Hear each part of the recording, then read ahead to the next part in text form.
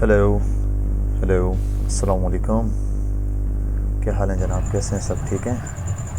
वालेकुम अस्सलाम। कैसे हैं इमरान, ठीक हो? अल्हम्दुलिल्लाह सर, आप सुनाएं किस तरीके से सर अल्हम्दुलिल्लाह आपको? ठीक ठाक, आप बताएं। सब खैर खैरियत है? सब खैर खैरियत है, अल्लाह का करम है सर। आवाज़ क्लियर आ रही है? जी बिल्कुल सर, आवाज़ क्लियर आ रही है। ठीक है भाई, देखते हैं 2-3 मिनट रुकते हैं, 12-10 पे हम स्टार्ट करते हैं। कुछ बच्चे आए नहीं, जब तक मैं यहाँ विज़िट कर लूँ। मेरा ख्याल है मैंने असाइनमेंट शायद अपलोड नहीं किया था आपका, चेक कर लूँ क्लासरूम में। कितने जी असाइनमेंट दिए जी, थे अब तक मैंने? एक ही था सर, वो सबमिट करवा दिया था सबने? रह गया था सर। ओहो, अब तक। अच्छा, जमा करवा देंगे। वीडियोस का मैंने लिंक सेंड किया था ग्रुप में, सब वीडियोस का। कौन सी वाली वीडियो सर?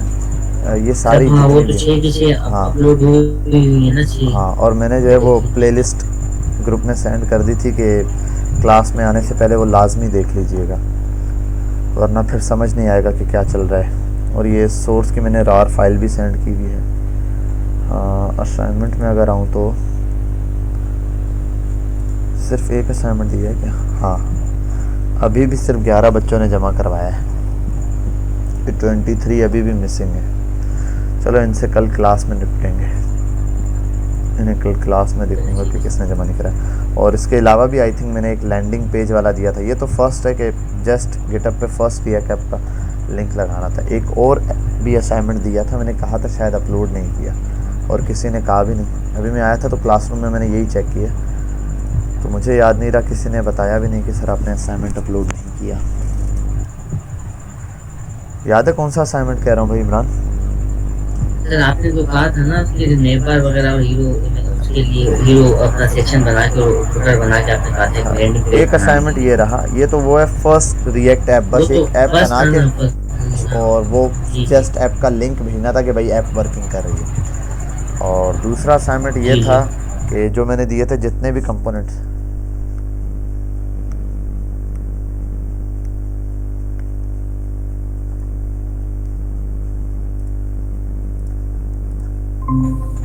Hello hello.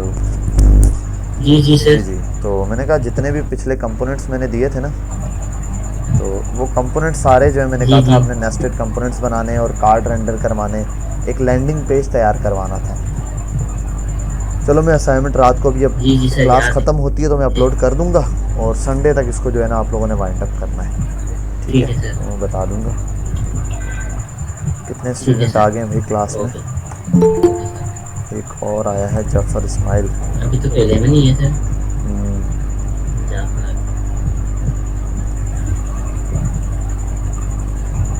अभी तक 11 स्टूडेंट हैं। चलो देखते हैं। और आपने कुछ प्रैक्टिस की थी? हाँ सर, थोड़ी बहुत की थी प्रैक्टिस। अच्छा, शाहनवाज भी इधर ही है? गाँव में से उसके उनके फूफा की जो है ना मैयत हो गई। ओहो, इन्ना लिल्लाहि व इन्ना इलैहि राजिऊन। शहरेम भी आया हुआ है क्लास में आज। ये सिर्फ ज्वाइन करके बैठे हुए हैं या वाकई सुनते भी हैं? सर हाँ सर आएगा रिंगर। अच्छा। सुन लेते हैं। वालेकुम अस्सलाम, क्या हाल है सागर, कैसे हो आप, ठीक हो? सर आप कैसे हैं? ठीक ठाक है सर? अल्हम्दुलिल्लाह ठीक ठाक। बेहतरीन सर। शाहरेम कह रहा है सर स्टार्ट करें, और भी काम है। अच्छा, ये कौन सा जिब्रान, कौन है ये?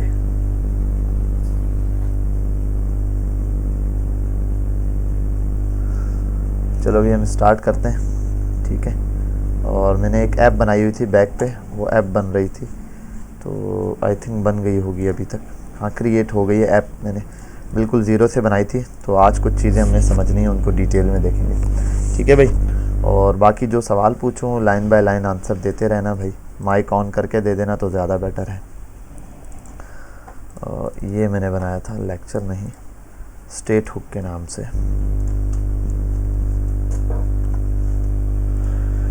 भाई कोई बच्चा बता दे लास्ट टाइम हमने क्या चीज़ कवर की थी? हेलो, आवाज़ आ रही है सबको? सर स्ट्रेट था, वो प्रॉप्स के बाद स्ट्रेट ही करवाया था सर आपने। हाँ ठीक है भाई, कुछ प्रैक्टिस की है भाई सागर, प्रैक्टिस की थी आपने शाहरेन, आपने कोई प्रैक्टिस की? सर मजीद नहीं पहुंचा। अच्छा, शहरे में आपने कुछ प्रैक्टिस की थी भाई? हेलो। अच्छा, की थी, समझ आ गई ये चीज़ें कुछ? आज उन चीज़ों को डिटेल में देखेंगे कि रिएक्ट में ये सारी चीज़ें कैसे काम कर रही हैं। ठीक है, वन बाय वन हम इसको इंशाल्लाह देखते हैं। अभी ऐप में आ गया हूँ मैं अपनी। अच्छा, जब भी आप न्यू ऐप बनाते हैं, जैसे अभी ये बिल्कुल मैंने न्यू ऐप क्रिएट की है, आपको बताया था क्रिएट रिएक्ट ऐप यूज़ करके।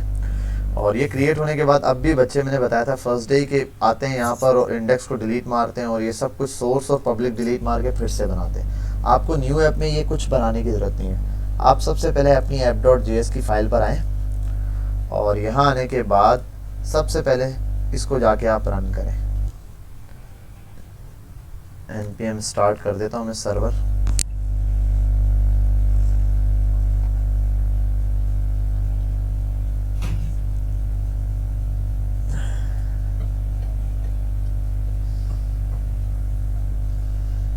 ठीक है, और आपने सबसे पहले अपनी ऐप चेक कर लेनी है कि भाई प्रॉपर वर्किंग कर रही है या नहीं कर रही। कोई एरर होगा तो पता चल जाएगा, क्योंकि अक्सर ऐसा हो भी जाता है। सर स्क्रीन शेयर कर दो। जी अच्छा, एक मिनट, हाँ मैंने स्क्रीन शेयर नहीं की, कोई बता भी नहीं रहा।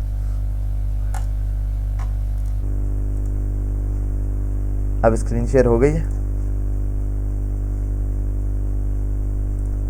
हेलो जी हो गई। ठीक है, परफेक्ट। ठीक है भाई, मैं यहाँ पर था और ये मैंने ऐप रन की है और ये इसका कोड है। मैं आपको यही बता रहा था कि जब आप यहाँ पर आते हैं तो आपने जब भी न्यू ऐप बनाई है, अब उसमें सोर्स और पब्लिक होती है, आपको कुछ डिलीट करने की ज़रूरत नहीं है। जो जैसा है उसको वैसे रहने दें। आपने अब वर्किंग करनी है सिर्फ ऐप की फ़ाइल में। इंडेक्स को भी मत छेड़िए। index.js बनी हुई है, जिस तरह बनी हुई है इसको ऐसे ही रहने दें, कुछ हटाने की ज़रूरत नहीं है। ये फ़ाइल आपको कुछ बोल ही नहीं रही, इसको भी छोड़ दें। app.css है, इसको भी वैसे ही छोड़ दें। ज़्यादा से ज़्यादा अगर इस पर कोई आप देख रहे हैं कि भाई CSS अप्लाई हुई भी, आपने नहीं अप्लाई करनी, बैकग्राउंड कलर अप्लाई हुआ है, आप इसको क्लियर कर दें, बस फाइल रहने दें। app.js भी रहने दें, app.css भी, इंडेक्स भी, पब्लिक के अंदर भी जो पड़ा है रहने दें। ज़्यादा से ज़्यादा अगर लोगो वगैरह नहीं चाहिए आपको, ये लोगोस और फेव आइकन है, ये आप डिलीट कर दें, बस जस्ट इतना कर लें। बाकी ये आपकी ऐप प्रॉपर वर्किंग करे। अगर हाँ, फर्स्ट आपने यही करना है कि इसको एडिट करने के बाद रन मत कीजिएगा। पहले आप जब भी ऐप बनाएं तो इस ऐप को npm स्टार्ट करके रन करके देखें और देखें ये रिएक्ट ऐप टोटली प्रॉपर काम कर रही है। अगर काम कर रही है, स्टार्ट करते हैं। जी रिकॉर्डिंग स्टार्ट है, मैंने स्टार्ट में ही कर दी थी रिकॉर्डिंग स्टार्ट, तो रिकॉर्डिंग हो रही है। अच्छा, ये ओहद रज़ा है, ठीक है। तो अगर कोई भी एरर होगा ना तो ये ऐप रन नहीं होगी। फिर इसका मतलब ये है कि आपने जो ऐप जब डाउनलोड कर रहे थे तो उसी टाइम कोई बग आ गया, कोई एरर आ गया, या इंटरनेट जो है स्लो हो गया, जिसकी वजह से आपकी ऐप प्रॉपर डाउनलोड नहीं हो पाई, कोई मॉड्यूल रह गया, तो ऐप नहीं चलेगी। अदरवाइज़ ऐसा अक्सर हो जाता है कि आप ऐप डाउनलोड करें, इंटरनेट स्लो हुआ या कहीं पर डिस्कनेक्ट हुआ, वो पैकेज इंस्टॉल नहीं हो पाया, तो ऐप तो आपके पास आ जाएगी। लेकिन अब आप फ़ौरन से रन किए बगैर पहले इसको इस तरह बाय जो डिफ़ॉल्ट ऐप है उसको चलाए बगैर जब एरर देना काम करना शुरू करेंगे ना, तो जब आप उसको रन करेंगे वो एरर दे देगा, तो आप समझेंगे आपने जो एडिटिंग की है उस कोड में कहीं कोई मसला आ रहा है। ठीक है, तो पहले किसी चीज़ को नहीं छेड़ना आपने जस्ट, और ये ऐप की फ़ाइल भी ओपन करने की ज़रूरत नहीं है, आप जस्ट इस फोल्डर में होने चाहिए। कौन से फोल्डर में? यानी कि आपने ये जो ऑन करना है रिएक्ट, और जिस फोल्डर में आपकी ऐप आ गई है, इस फोल्डर में जहाँ पर आपकी पब्लिक सोर्स नोड मॉड्यूल्स पड़े हुए हैं, यहाँ आके आपने जो है आगे काम स्टार्ट करना है। यहीं से ये फ़ाइल ओपन करनी है और इसके बाद आपने npm को स्टार्ट करना है। अगर ये काम ओके है तो फिर आपकी ऐप चल रही है। क्योंकि कुछ बच्चों ने मुझे मैसेज किया था, सर ऐप चला रहे हैं, सर ये एरर आ रहा है, सर ये एरर आ रहा है, हमने ये चेंजिंग की। तो मैंने उनका कोड देखा, उस कोड में कोई एरर नहीं था। मैं समझ गया कि उनकी ये मिस्टेक है, तो मैंने कहा कि भाई आप ये दोबारा से कोड डाउनलोड करें, ठीक है, ऐप डाउनलोड करें, उस खाली ऐप को चलाएं, पहले चल रही है, उसके बाद इसी कोड को दोबारा कॉपी पेस्ट करें, तो उनका एरर सॉल्व हो गया। तो मैं समझ गया था कि ये इस वजह से एरर है। अच्छा, अब आते हैं हम अपने कोडिंग की तरफ, और app.css की फ़ाइल पर आ जाता हूँ मैं। ये सब कुछ रिमूव कर देता हूँ, जितना कुछ लिखा है सबको मैं, अब ये बीच से भी रिमूव कर सकता हूँ मैं, ऐसे इसको कर दूँ सिर्फ ये चीज़ रिमूव, वरना मैं यहाँ आकर इसको कंप्लीट रिमूव करता हूँ। RFC ये बना देता हूँ ऐप के नाम से, ऑटोमेटिक बाय डिफ़ॉल्ट जो है मेरा एक फंक्शन बन चुका है। ठीक है, कुछ चीज़ें हैं जो मैं दोबारा से रिपीट करूँगा। जैसे हमने देखा है कि रिएक्ट के अंदर जैसी चीज़ें कैसे काम कर रही होती हैं, वही बाय डिफ़ॉल्ट कि पहली मेरी इंडेक्स की फ़ाइल चली, ठीक है। सबसे पहले ये पब्लिक वाली फ़ाइल इंडेक्स की रन हुई, इसके अंदर रूट नाम का एलिमेंट है, इस रूट नाम के एलिमेंट के अंदर कुछ चीज़ें रेंडर हुई हैं। वो कहाँ से रेंडर हुई हैं? वो चीज़ें आई हैं यहाँ इंडेक्स से, और इंडेक्स के अंदर जो भी मेरा डेटा आ रहा है वो कहाँ से आ रहा है? वो app.js से आ रहा है। अब अगर मैं इसको चेक करना चाहूँ और मैं लिख देता हूँ हेलो स्टेट्स की क्लास है हमारी, तो हम स्टेट्स को देखेंगे। सेव करता हूँ और जाके चेक करता हूँ तो प्रॉपर मेरा कोड वर्किंग कर रहा है। जितना पहले का कोड था वो सब यहाँ से रिमूव्ड हो चुका है। यही चीज़ हमने आज देखनी थी। अच्छा, इसके बाद हमने एक चीज़ देखी, मैं यहाँ आता हूँ और सबसे पहले हमने क्या क्या देखा रिएक्ट के अंदर, यहाँ पर मैं इसको हाईलाइट करना शुरू करता हूँ। पहली चीज़ हमने देखा कि भाई रिएक्ट ऐप कैसे डाउनलोड होती है, रिएक्ट ऐप इंस्टॉलेशन देखी, ठीक है, एक चीज़। फिर हमने नेक्स्ट चीज़ समझी थी फ़ोल्डर स्ट्रक्चर, और यही सारी क्लासेस अपलोड हैं, ठीक है। फिर नेक्स्ट चीज़ जो हमने देखी थी इसके अंदर क्या था भाई, फ़ोल्डर स्ट्रक्चर के बाद कि ऐप CSS की फ़ाइल कैसे कनेक्ट होती है, ऐप CSS फ़ाइल, ठीक है। फिर उसके बाद जो फर्स्ट चीज़ हमने देखी थी वो था ये इसके अंदर के हम JSX यूज़ करते हैं, JSX जो कि है जावा सिंटैक्स एक्सटेंशन, ठीक है भाई। तो अब ये हमने देखा कि जावा एक्सटेंशन किस तरीके से वर्किंग करती है।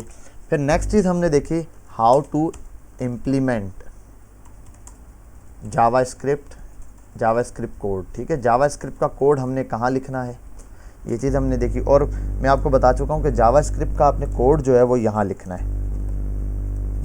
ये जो पार्ट आपके पास है ये जावास्क्रिप्ट के कोड के लिए, फंक्शन जहाँ इनिशियलाइज़ करते हैं उसके बिल्कुल नीचे, ठीक, और रिटर्न से ऊपर का जो भी हमारा पार्ट है वो जावास्क्रिप्ट का है। क्लियर है भाई, ये बात तो सबको पता होगी। अच्छा, और ये एक्सपोर्ट यहाँ पर दिया हुआ है। अच्छा, इसी के साथ मैंने आपको एक चीज़ बताई थी मोस्ट इम्पॉर्टेंट, कि types of import and export.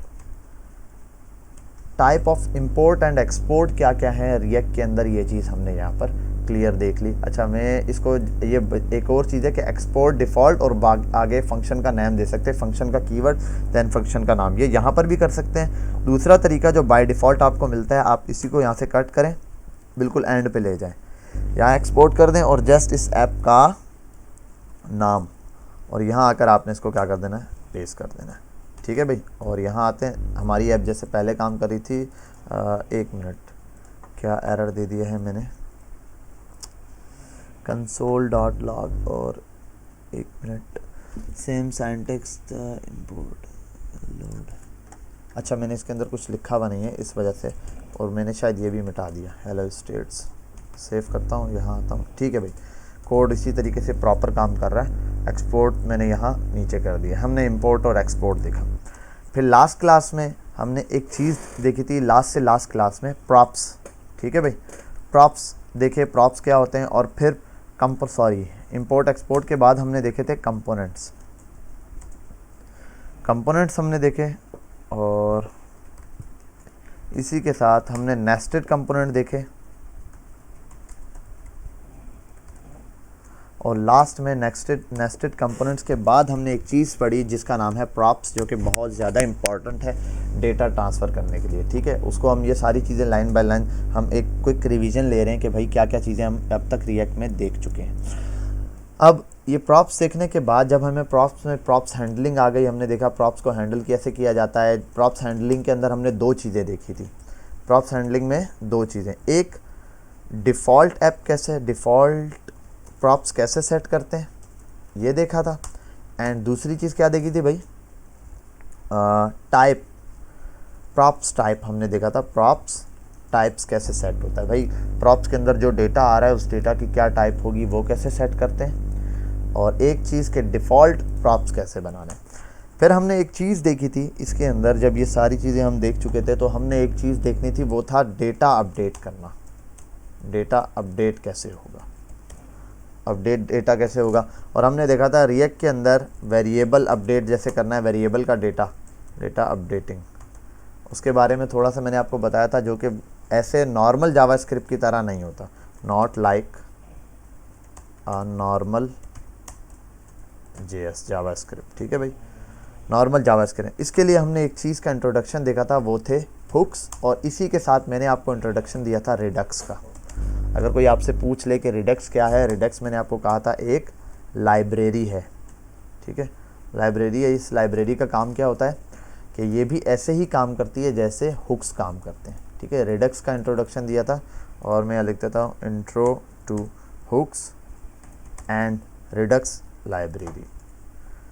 और हमने ये भी देखा था कि आज के दौर में हम रिडक्स पे काम नहीं करते हैं, हम किस पर काम करते हैं, हुक्स पर। और हुक्स के अंदर मैं आ जाऊँ तो पहला जो हमने हुक्स देखा, हुक, तो हुक्स में मैंने आपको बताया था मल्टीपल हुक होते हैं। जो फर्स्ट हमने हुक देखा है वो है यूज़ स्टेट। आज हमारी पूरी क्लास जो है वो इसी यूज़ स्टेट के ऊपर है और कल हम इसी चीज़ की प्रैक्टिस करेंगे क्लास के अंदर कि ये कैसे वर्किंग कर रही होती है। अच्छा, तो भाई यहाँ तक ये आपके पास समझ लें हमारा कोर्स की एक आउटलाइन समझ लें आप इसको, या आप ये समझ लें कि भाई यही चीज़ हैं जो अब तक हम कवर किए हैं। यहाँ अगर बेटा किसी को भी कोई सवाल है इनमें से किसी भी चीज़ पर, क्योंकि इसको तो छोड़ दें, ये 2 टॉपिक्स हैं, ये तो अभी हमने कंटिन्यू करने, यहाँ तक किसी को भी कोई सवाल है तो वो पूछ सकता है। यहाँ से लेकर यहाँ तक आप टॉपिक्स देख लें जल्दी से।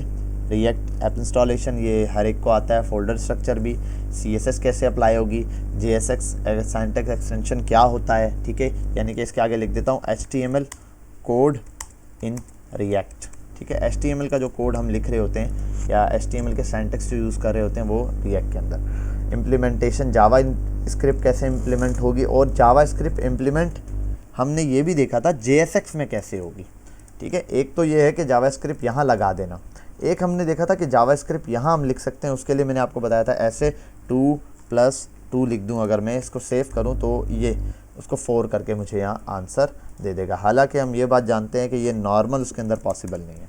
और एक चीज़ मैं इसका सिंटैक्स चेंज कर दूँ, ये बात आपको पता है, इसका सिंटैक्स चेंज करने की वजह JSX कर दूँगा, ठीक है, ताकि स्निपेट्स हमें याद रहें। इसके साथ अगर मैंने इंस्टॉलेशन वाली चीज़ जो आपको टूल्स में इंस्टॉल कराया है, टूल्स, ठीक है, टूल्स इसके साथ जो इंस्टॉल करवाए हैं, तो अभी तक मैंने सिर्फ आपको ES7 स्निपेट्स के नाम से है, स्निपेट्स। अगर किसी ने क्लासेस मिस भी की थी तो और पिछली वीडियोस देख ली हैं तो उसके अंदर ये चीज़ें सब मैंने पढ़ाई है। ES7 के स्निपेट्स नाम से एक जो है स्निपेट्स हैं, और वो भी रिएक्ट, और एक minute, ES7 React then / React Native snippets के नाम से है। तो आपने ये वाला टूल जो है अपने पास इंस्टॉल कर लेना है। और मैं यहाँ आता हूँ, इसको भी कमेंट, ठीक है भाई, ये चीज़ हो गई। यहाँ तक अगर बेटा किसी को भी कोई सवाल है तो आप पूछ सकते हैं। मैं 2 मिनट के लिए यहाँ आता हूँ और आपके क्वेश्चंस लेता हूँ। जी भाई। No question sir. No question, बेहतरीन हो गया भाई। शायान, शाहनवाज, शाहरेम, किसी को भी कोई सर सवाल मेरा है? जरा ना प्रॉप्स क्लियर नहीं है। अच्छा, प्रॉप्स क्लियर नहीं, ठीक है। आज हम स्टेट जब पढ़ेंगे तो डेटा में पास करवाऊंगा एरे के थ्रू, और फिर स्टेट उस पर अप्लाई करूंगा तो मैं उसमें प्रॉप्स पढ़ाऊंगा, ठीक है। तो वो आप देख लेना, एक ये, और दूसरा शायान मुझे याद दिला देना आप, इसके बाद मैं आपको प्रॉप्स का लिंक सेंड कर दूंगा। तो प्रॉप्स वाली वीडियो आप देख लेना, सिंपल है, यहाँ यूट्यूब से किसी की वीडियो सेंड कर दूंगा या फिर हमारा जो लेक्चर है वो दे दूंगा आपको। तो प्रॉप्स आप देख लेना, ठीक है, ठीक है। और बाकी यहाँ पर भी मैं प्रॉप्स लाजमी पढ़ाऊँगा। और किसी का कोई सवाल है? हेलो, सो तो नहीं गए भाई?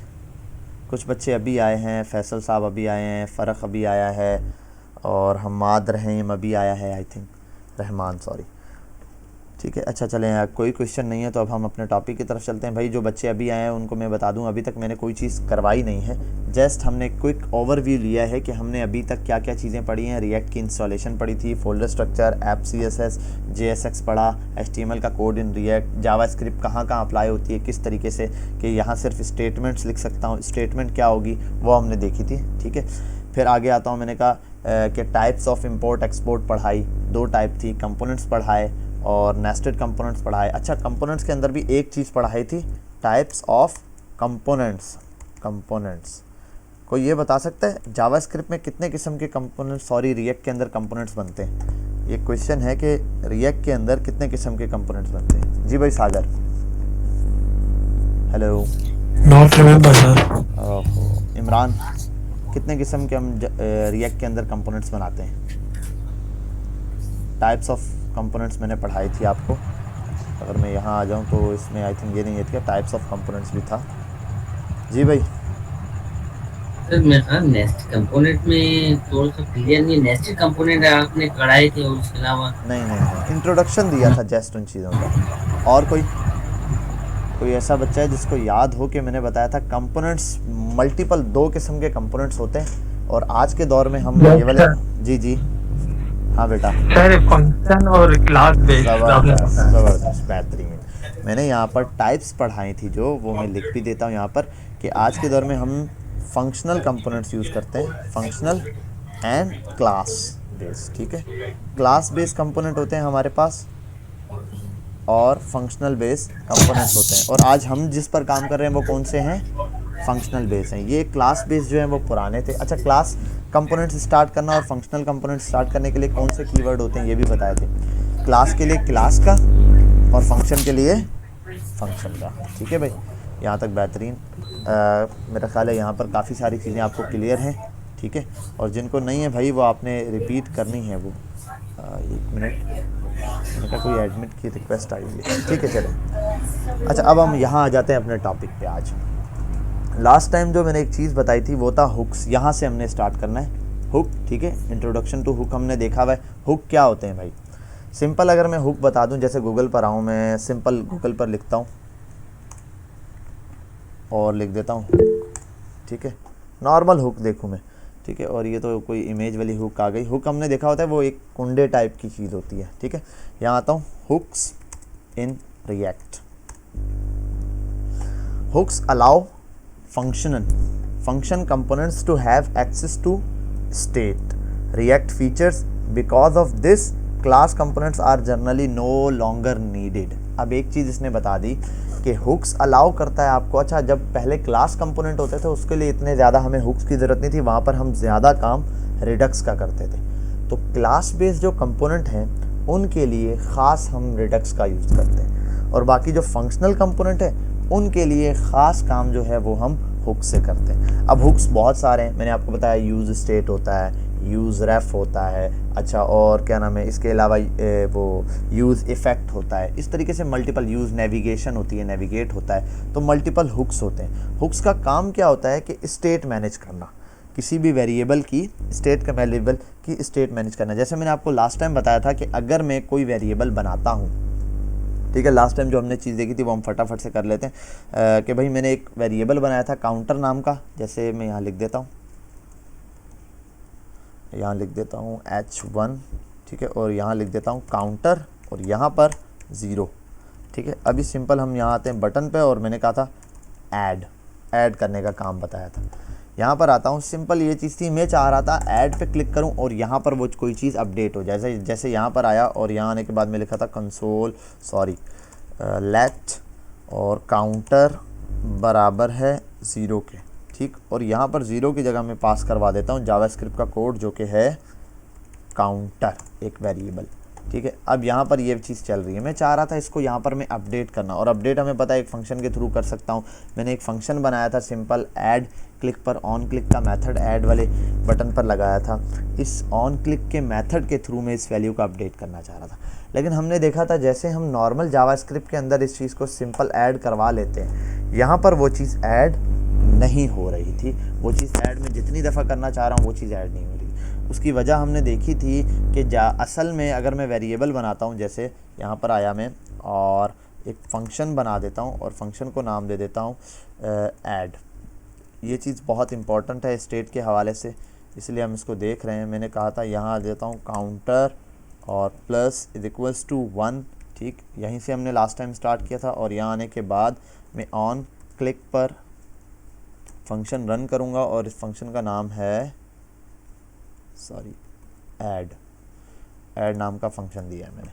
ठीक, यहाँ क्लिक करता हूँ, कोई चीज़ अपडेट नहीं हो रही, हालांकि यहाँ पर इसको अपडेट होना चाहिए था। ठीक है, बाय डिफ़ॉल्ट अगर मैं ऐसे कहूँ, और इसको मैं यहाँ आता हूँ console.log पर आकर मैं इस काउंटर को प्रिंट करवा देता हूँ। ठीक है, ऐड पे क्लिक करता हूँ, देखें यहाँ पर ये नंबर ऐड हो रहे हैं। अगर आप इस चीज़ को गौर करें कि यहाँ पर तो ये चीज़ ऐड हो रही है नंबर, लेकिन ये नंबर यहाँ अपडेट नहीं हो रहा था।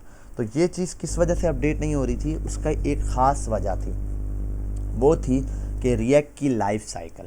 ठीक है, हम लाइफ साइकिल को इंशाल्लाह कल के दिन में वहाँ आपको एक्सप्लेन करूँगा क्लास में लाइव कि लाइफ साइकिल किस तरीके से चल रही होती है, क्या वजह है कि ये वेरिएबल अपडेट नहीं होता।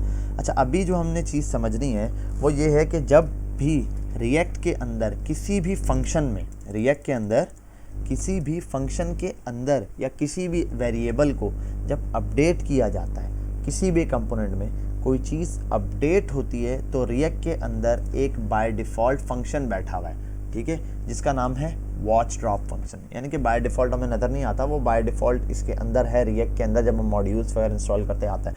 उस वॉच ड्रॉप का फंक्शन का काम ही है, वो एक ताक में बैठा रहता है। उसका काम ये होता है कि जब भी किसी वेरिएबल की वैल्यू जैसे ही अपडेट होगी कहीं पर भी एक फंक्शन के अंदर, अब इस कंपोनेंट के अंदर बिलफर्स ऐप के कंपोनेंट के अंदर कहीं पर भी किसी वेरिएबल की वैल्यू अपडेट होगी डॉम पर, ठीक है, डॉम के अंदर कोई वेरिएबल अपडेट हो रहा है। देखें कंसोल पर तो मैं क्लियर देख रहा हूँ आपके सामने, आप भी देख सकते हैं कि कंसोल पर तो अपडेट हो रहा है, कंसोल पर तो कोई इशू नहीं है। तो कहाँ इशू आ रहा है? इशू वहाँ है कि जैसे ही कोई चीज़ वैल्यू अपडेट होती है डॉम पर तो रिएक्ट के अंदर ये ख़ास बात है कि वॉच ड्रॉप फंक्शन उसको कंपोनेंट को रीलोड करवा देता है। कंपोनेंट को क्या करता है? रीलोड। और हमने ये भी देखा था कि इसका बहुत फ़ायदा है, जैसे मैंने यूट्यूब पर जाके आपको बताया था कि यूट्यूब पर हर चीज़ अवेलेबल है, ठीक है, जितनी नैव बार है उसका, साइड बार है, वीडियोज़ हैं मल्टीपल। लेकिन जब मैं किसी वीडियो पे क्लिक करता हूँ तो सिर्फ वीडियो वाला पार्ट अपडेट होता है, पूरी स्क्रीन नहीं। तो वो क्या करता है, पूरे पेज को रीलोड करने के बजाय सिर्फ उस कंपोनेंट को लोड करवाता है जिसका काम है। जैसे मैं यहाँ पर आ जाऊँ, अगर यूट्यूब पर, यही मिसाल लास्ट टाइम भी दी थी मैंने, ठीक है, तो मैं यूट्यूब पर आने के बाद अगर किसी वीडियो पर क्लिक करता हूँ, जैसे मैं इसी वीडियो पे, अपनी वीडियो पे क्लिक करता हूँ, जैसे अब मैंने जैसे ही क्लिक किया, अब आप देखेंगे ये वीडियोज़ है, यहाँ पर जैसे ही क्लिक करूँगा मैं तो आप ये देखेंगे, गौर करें कि नैव बार अपनी जगह ही है, ठीक है, सिर्फ ये चीज़ अपडेट हो रही है और ये वीडियोज़ अपडेट है। हालांकि ये सिस्टम भी सब कुछ एक जगह रुका हुआ है, सिर्फ और सिर्फ वीडियोज़ चेंज हो रही हैं। अगर ये कार्ड बना हुआ है, ये लाइक डिसलाइक के बटन, ये सब कुछ ऐसे ही, सिर्फ लाइक के आगे ये जो नंबर लिखा हुआ है ये अपडेट होता है, ठीक है। देखो ये यहाँ पर आता हूँ, अगर मैं यहाँ क्लिक करूँ, देखें वीडियो चेंज हुई, उसके अंदर देखें ये बटन चेंज हो गए, खाली बटन। तो बाकी चीज़ें सेम अपनी जगह रहती हैं, ठीक है, लेकिन सिर्फ वो कंपोनेंट लोड होता है। तो इसी की वजह से रिएक्ट का पेज नहीं लोड हो रहा। अगर आप ऊपर नज़र रखें, यहाँ पर मैं इस वीडियो पे क्लिक किया, देखें पेज नहीं लोड हुआ, यहाँ पर ये पेज अपनी जगह है, ठीक है। तो अगर ऐसा हो रहा है तो ये वजह ही है कि सिर्फ कंपोनेंट लोड करवा देता है। जहाँ पर कोई वैल्यू चेंज मिलेगी ये क्या करता है, उस वेरिएबल को अपडेट कर देता है। ये काम था हमारा वॉच ड्रॉप फंक्शन का। अच्छा, यहाँ मैं watch drop function use state के साथ ही लिख देता हूँ कि भाई हुक्स को इंट्रोड्यूस करवाया और इसी के साथ हमने देखा था वॉच ड्रॉप फंक्शन, ताकि आपको चीज़ें याद रहें कि वॉच ड्रॉप फंक्शन क्या करता है। अच्छा, अब हमने देख लिया कि वॉच ड्रॉप फंक्शन ये तो भाई अपडेट करता है, इसका बेहतरीन, हमने इसका जो फ़ायदा वो तो देख लिया, लेकिन इसका जो नुकसान है वो अभी हमें देखने को मिल रहा है कि मैं कोई चीज़ इसमें अपडेट ही नहीं कर सकता भाई। ओके ठीक है भाई, ये कंपोनेंट लोड नहीं करता, नैव बार अपनी जगह रहेगा, रीलोड नहीं होगा, लेकिन नुकसान है ना मेरा। एक नुकसान ये कि भाई लाइव कोई चीज़ अपडेट तो नहीं हो पा रही। जैसे ही अपडेट करूँगा वो पूरा वेरिएबल अपडेट होगा। अब जैसे ही मैंने यहाँ क्लिक किया, इंडिविजुअली अगर मैं कहूँ कि भाई इस पर जैसे ही मैं क्लिक करता हूँ, ठीक है, तो ये चीज़ अपडेट हो रही है, 7 इसकी वैल्यू हो जाती है। लेकिन मसला क्या है कि जैसे ही वैल्यू 7 होती है, ये देखता है वेरिएबल की वैल्यू चेंज हो गई, इस ऐप वाले फंक्शन को रीलोड कर देता है, ठीक है। जैसे ही ये ऐप वाला फंक्शन रीलोड होता है तो अब यहाँ पे जो है ना, वो क्या नाम है, इसकी दोबारा से वैल्यू सेट हो जाती है। अब ऐप वाला फंक्शन दोबारा से रीलोड हुआ तो काउंटर की वैल्यू क्या सेट हो गई, 0 सेट हो गई। अब जैसे ही काउंटर की वैल्यू दोबारा से 0 सेट हुई तो अब उसने 0 ही दिखाना है भाई हर दफ़ा। अब ये इतने माइक्रो सेकंड पर काम हो रहा है, 10 11 हो रहा है, यहाँ पर भी 11 होता है, लेकिन जैसे ही 11 होता है फंक्शन रीलोड हो जाता है। फंक्शन रीलोड होता है, उसकी वैल्यू दोबारा से 0 सेट हो जाती है। ये लास्ट टाइम हमने डिटेल में देखा था, यही चीज़ मैंने आपको रिपीट की है। तो हमने इसका सॉल्यूशन देखा था जो कि था हुक्स, ठीक है। हुक्स के अंदर हमने एक फर्स्ट हुक देखा था जो कि था यूज स्टेट। अब मैं ये सब चीज़ें यहाँ से मिटा रहा हूँ, ठीक है, और 1 मिनट ये यहीं रहने देता हूँ और इसके लिए मैं यहाँ पर आ जाता हूँ। 1 मिनट ये भी हटाता हूँ और मैंने ऐसी क्या चीज़ यहाँ से रिमूव कर दी है, सॉरी फंक्शन को भी रिमूव कर दिया मैंने, जस्ट ये रिमूव करना था, और वेरिएबल। ठीक है भाई, रिटर्न में ये चीज़ आ रही है। ठीक, इसको भी क्लियर करता हूँ मैं।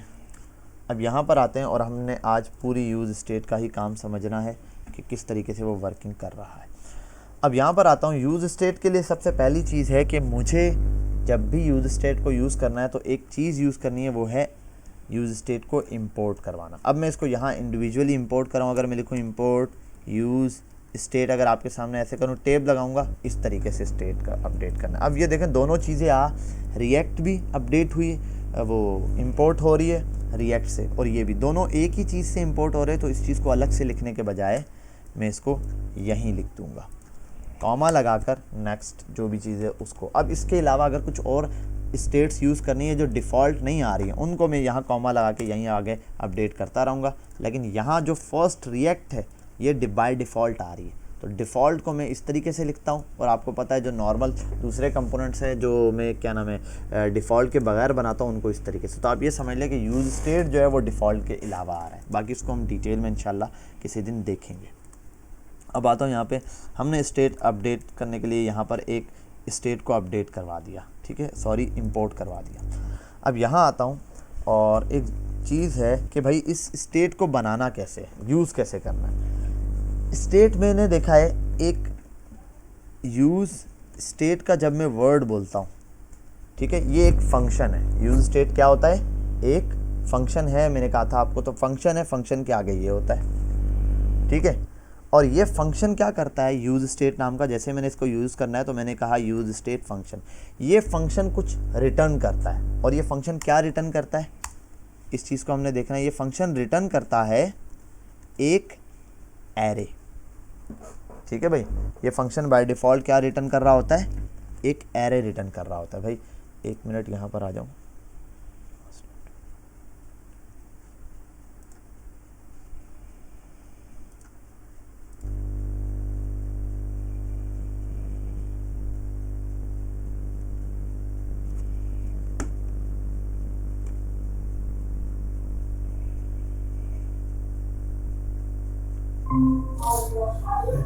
हेलो हेलो हेलो, आवाज आ रही है?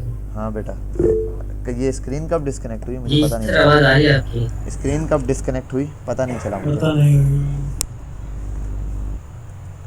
यहाँ तक ये वाली बात मैंने आपको समझाई, यहाँ तक बेटा देख लिया था आपने कि मैं यूज़ स्टेट को मैंने इंपोर्ट करवाया है। सर आपकी स्क्रीन वीडियो नजर नहीं आ रही। एक मिनट में, इंपोर्ट कर रही थी, इंपोर्ट बंद हो गई थी। अच्छा इंपोर्ट पर, ठीक है ठीक Yes, है, sir. कोई इशू नहीं, फिर तो हम बिल्कुल करीब ही हैं। हाँ मैं भी नज़र नहीं आ रहा, ठीक है।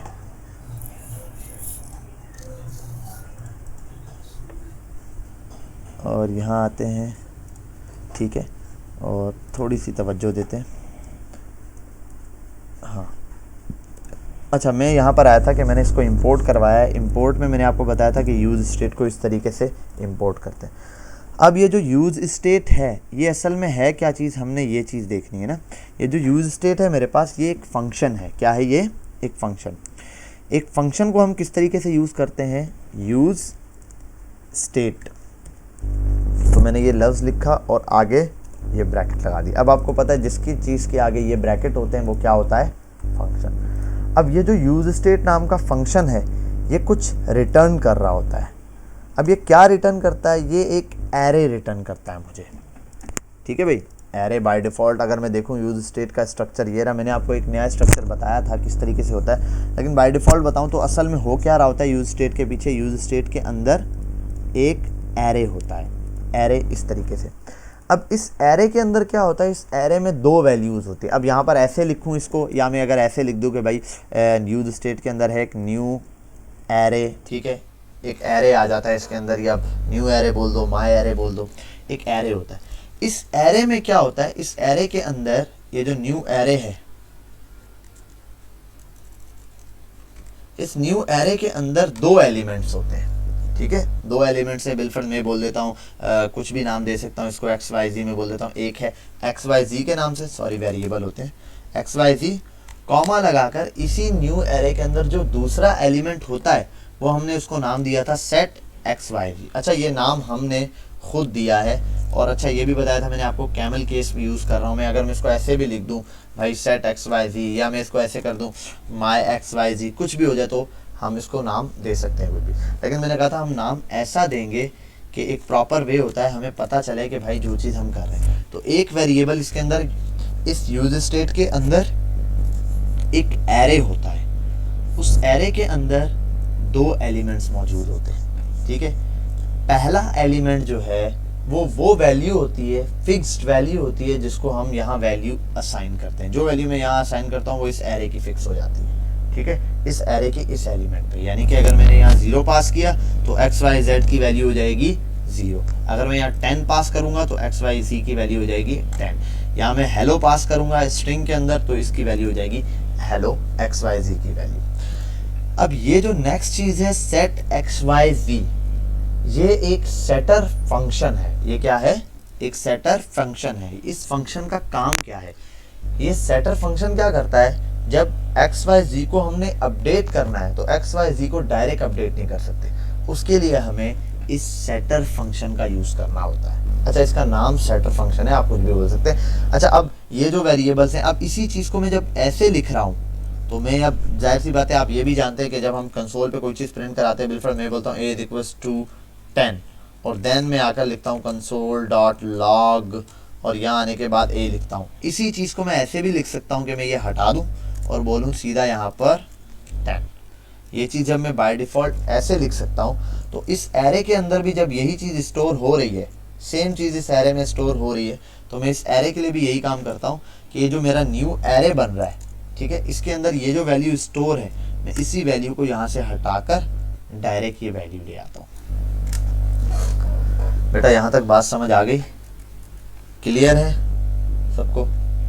हाँ बोल दे भाई, कोई जवाब दे दे। ठीक है भाई, बहुत कह रहा है क्लियर है। अच्छा भाई, तो हमने देखा कि यहाँ पर हम इस तरीके से एक ये जो वेरिएबल है, अब ये चीज़ें याद रख लेना कौन सी चीज़ क्या है। यूज स्टेट फिर से बता देता हूँ, यूज स्टेट एक फंक्शन है, ठीक है। ये फंक्शन रिटर्न क्या करता है? एक एरे रिटर्न करता है। अपने पास लिख लें बेशक, यूज स्टेट नाम का जो फंक्शन है वो एक एरे रिटर्न करता है। उस एरे के अंदर 2 एलिमेंट होते हैं। पहला एलिमेंट वो वेरिएबल होता है जिसको हम फ्यूचर में अपडेट करना चाहते हैं।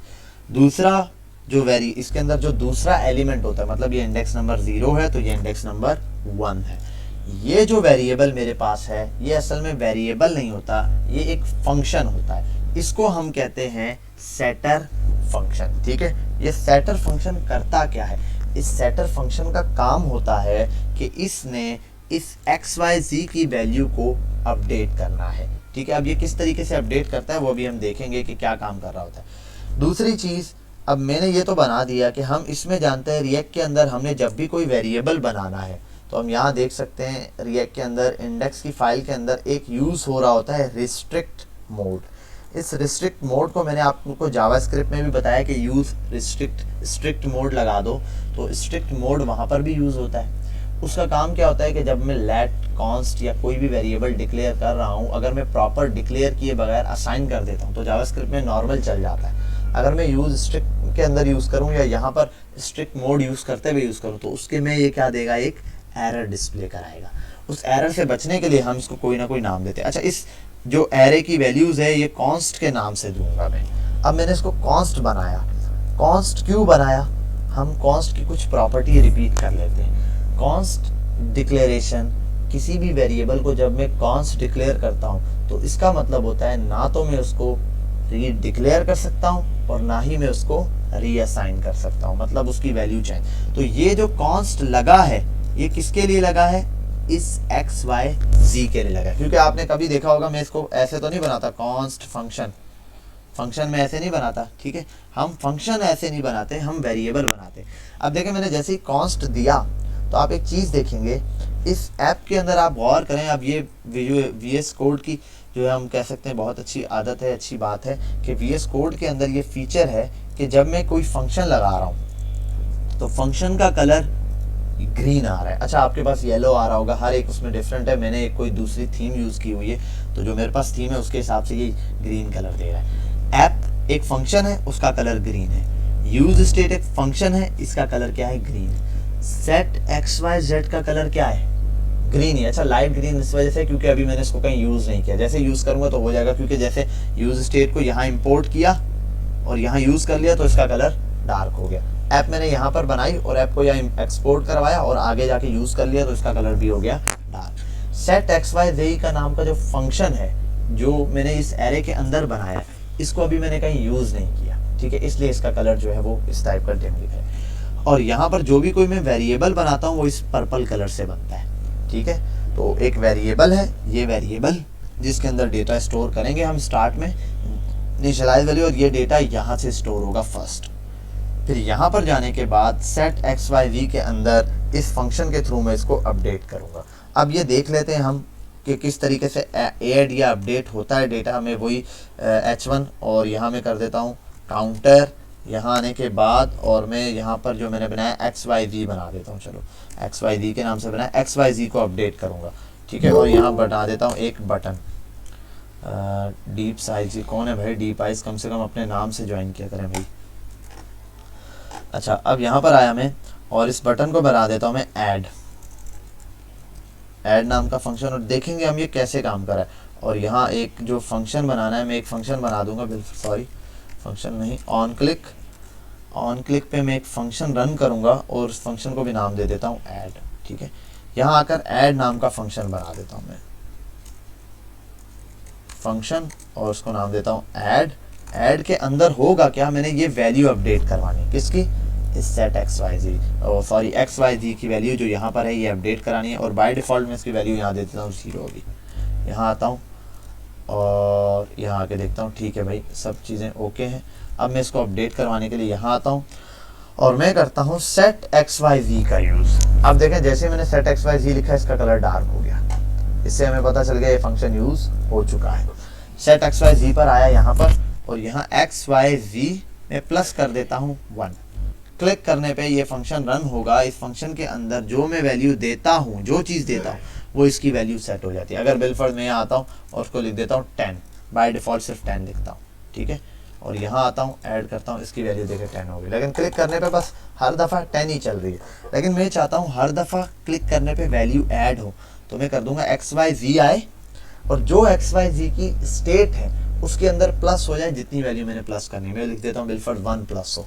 सेव करता हूँ, यहाँ आता हूँ ऐड पे क्लिक करता हूँ, ठीक है। इसको 0 किया, 1 2 3 4 5 6 7 8 9 10 और इस तरीके से इसमें ये वैल्यू ऐड हो रही है सिंपली। अब ये फंक्शन वर्किंग कैसे कर रहा है इस चीज़ को हमने देखना है और अच्छे से समझना है। मैं एक काम करता हूँ, इस चीज़ को अभी फ़िलहाल छोड़ता हूँ और मैं आपको बताता हूँ। ये सेट एक्स वाई जी नाम का एक फंक्शन है जो कि रन हो रहा है, ये भी हटाता हूँ। आपको समझ आ गया होगा कि यूज स्टेट नाम का एक फंक्शन है, पहली चीज़। दूसरा सेट एक्स वाई जी नाम का एक फंक्शन है जो कि एरे के अंदर एज आ इंडेक्स नंबर 1 पर मौजूद है। और ये चीज़ यूज स्टेट क्या रिटर्न करता है, ये एक एरे रिटर्न करता है। उस एरे में 2 एलिमेंट हैं, एक सिंपल वेरिएबल है जिसकी हम वैल्यू यूज स्टेट के थ्रू इनिशियली सेट करते हैं, और सेट एक्स वाई जी नाम का जो फंक्शन है ये क्या करता है, ये उसकी वैल्यू क्या करता है, सेट करके देता है। अच्छा अब मैं आता हूँ यहाँ पर, अब हम समझते हैं ये कैसे वर्किंग कर रहा है, ठीक है। इसके लिए मैं इसको हटाता हूँ यहाँ पर। अब आपने एक चीज़ देखनी है, मैं करता हूँ लेट, ठीक है, या और मैं एक ABC नाम का फंक्शन बना देता हूँ। ABC बराबर है और इनिशियली इसकी वैल्यू कुछ भी दे देता हूँ या नल दे देता हूँ, खाली छोड़ देता हूँ, ठीक है। ये अब यहाँ पर एक मैं फंक्शन बनाऊंगा। अब ये फंक्शन कौन सा है, ये मैं फंक्शन बना रहा हूँ सेट ABC नाम का। ये समझ ले आप, यही चीज़ ये कैसे यूज स्टेट के अंदर चीज़ें काम करी मैं वो बता। और यहाँ पर मैं एक चीज़ करता हूँ, यहाँ पर मैं कुछ ऐड कर देता हूँ, ठीक है। और मैं इसको बोल देता हूँ न्यू डेटा। और यहाँ आने के बाद मैं इसमें ABC जो है उसको बराबर दे देता हूँ मैं न्यू डेटा के। अब ज़रा आप देखें हो क्या रहा है। एक लेट ABC नाम का वेरिएबल बनाया मैंने, ठीक है, और उसको इनिशियली 0 वैल्यू दे दी। मैंने एक फंक्शन बनाया है सेट ABC के नाम से और उसके अंदर एक पैरामीटर है न्यू डेटा के नाम से। इस न्यू डेटा की वैल्यू क्या है, वो ABC की वैल्यू सेट है। जो भी इस न्यू डेटा में वैल्यू आएगी वो सेट हो जाएगी, यहाँ इक्वल्स टू ABC हो जाएगी, यानी कि ABC की वैल्यू अपडेट हो जाएगी। और अब मैं इस फंक्शन को अगर कॉल करता हूँ, मैं बोलता हूँ सेट ABC, और यहाँ आने के बाद मैं लिख देता हूँ हेलो। तो अब इस ABC की जो वैल्यू है वो क्या सेट हो जाएगी भाई, इस ABC की वैल्यू क्या सेट होगी, इस ABC की वैल्यू सेट हो जाएगी। और एक मिनट, सॉरी, ये तो मैंने अभी रन नहीं किया, वो कोई भी चीज़ चलाई नहीं है, इस वजह से एरर दे रहा है। अच्छा, अब इस ABC की वैल्यू सेट हो जाएगी, क्योंकि अब मैंने क्या सेट ABC, इसको यहाँ पर मैंने आर्ग्यूमेंट पास किया, एक वैल्यू पास की हेलो। ये हेलो इस न्यू डेटा की जगह गया, ये न्यू डेटा में जो वैल्यू थी वो सेट हो गई ABC के बराबर। यही चीज़ अगर आप इसके हिसाब से देखें तो ऐसे ही चल रहा है। XYZ की इनिशियल वैल्यू क्या है, जो यहाँ पर दी, अगर मैं इसको इनिशियल वैल्यू 0 दे दूँ बिलफर्स, इसकी इनिशियल वैल्यू 0 और यहाँ आके दे देता हूँ 10। अब इसमें भी बिल्कुल सेम काम कर रहा है ये, ऐसे ही कि XYZ की वैल्यू इनिशियल क्या है, 0 है। जब मैं सेट XYZ को कॉल करूँगा, जैसे मैंने यहाँ पर आया और यहाँ आता हूँ सेट XYZ और यहाँ पास कर देता हूँ 10। तो अभी मैंने आपको कॉल करके दिखाया कि सेट XYZ के अंदर जैसे ही मैं 10 पास करता हूँ, XYZ की वैल्यू क्या हो जाएगी, 10 सेट हो जाएगी। तो लेट ABC 0 है, इस सेट ABC वाले फंक्शन को मैंने ये पास किया 10, ये 10 यहाँ पर जैसे पास किया, ये यहाँ गया और इसके अंदर यहाँ पर ये जाकर डेटा सेव हुआ, ABC की वैल्यू ऐसे अपडेट हो गई। बेटा यहाँ तक किसी को कोई प्रॉब्लम है, कुछ समझ नहीं आया तो पूछें। हेलो हेलो, नहीं सर, नो प्रॉब्लम। प्रॉब्लम नहीं है कोई, आपको ये समझ आ रहा है?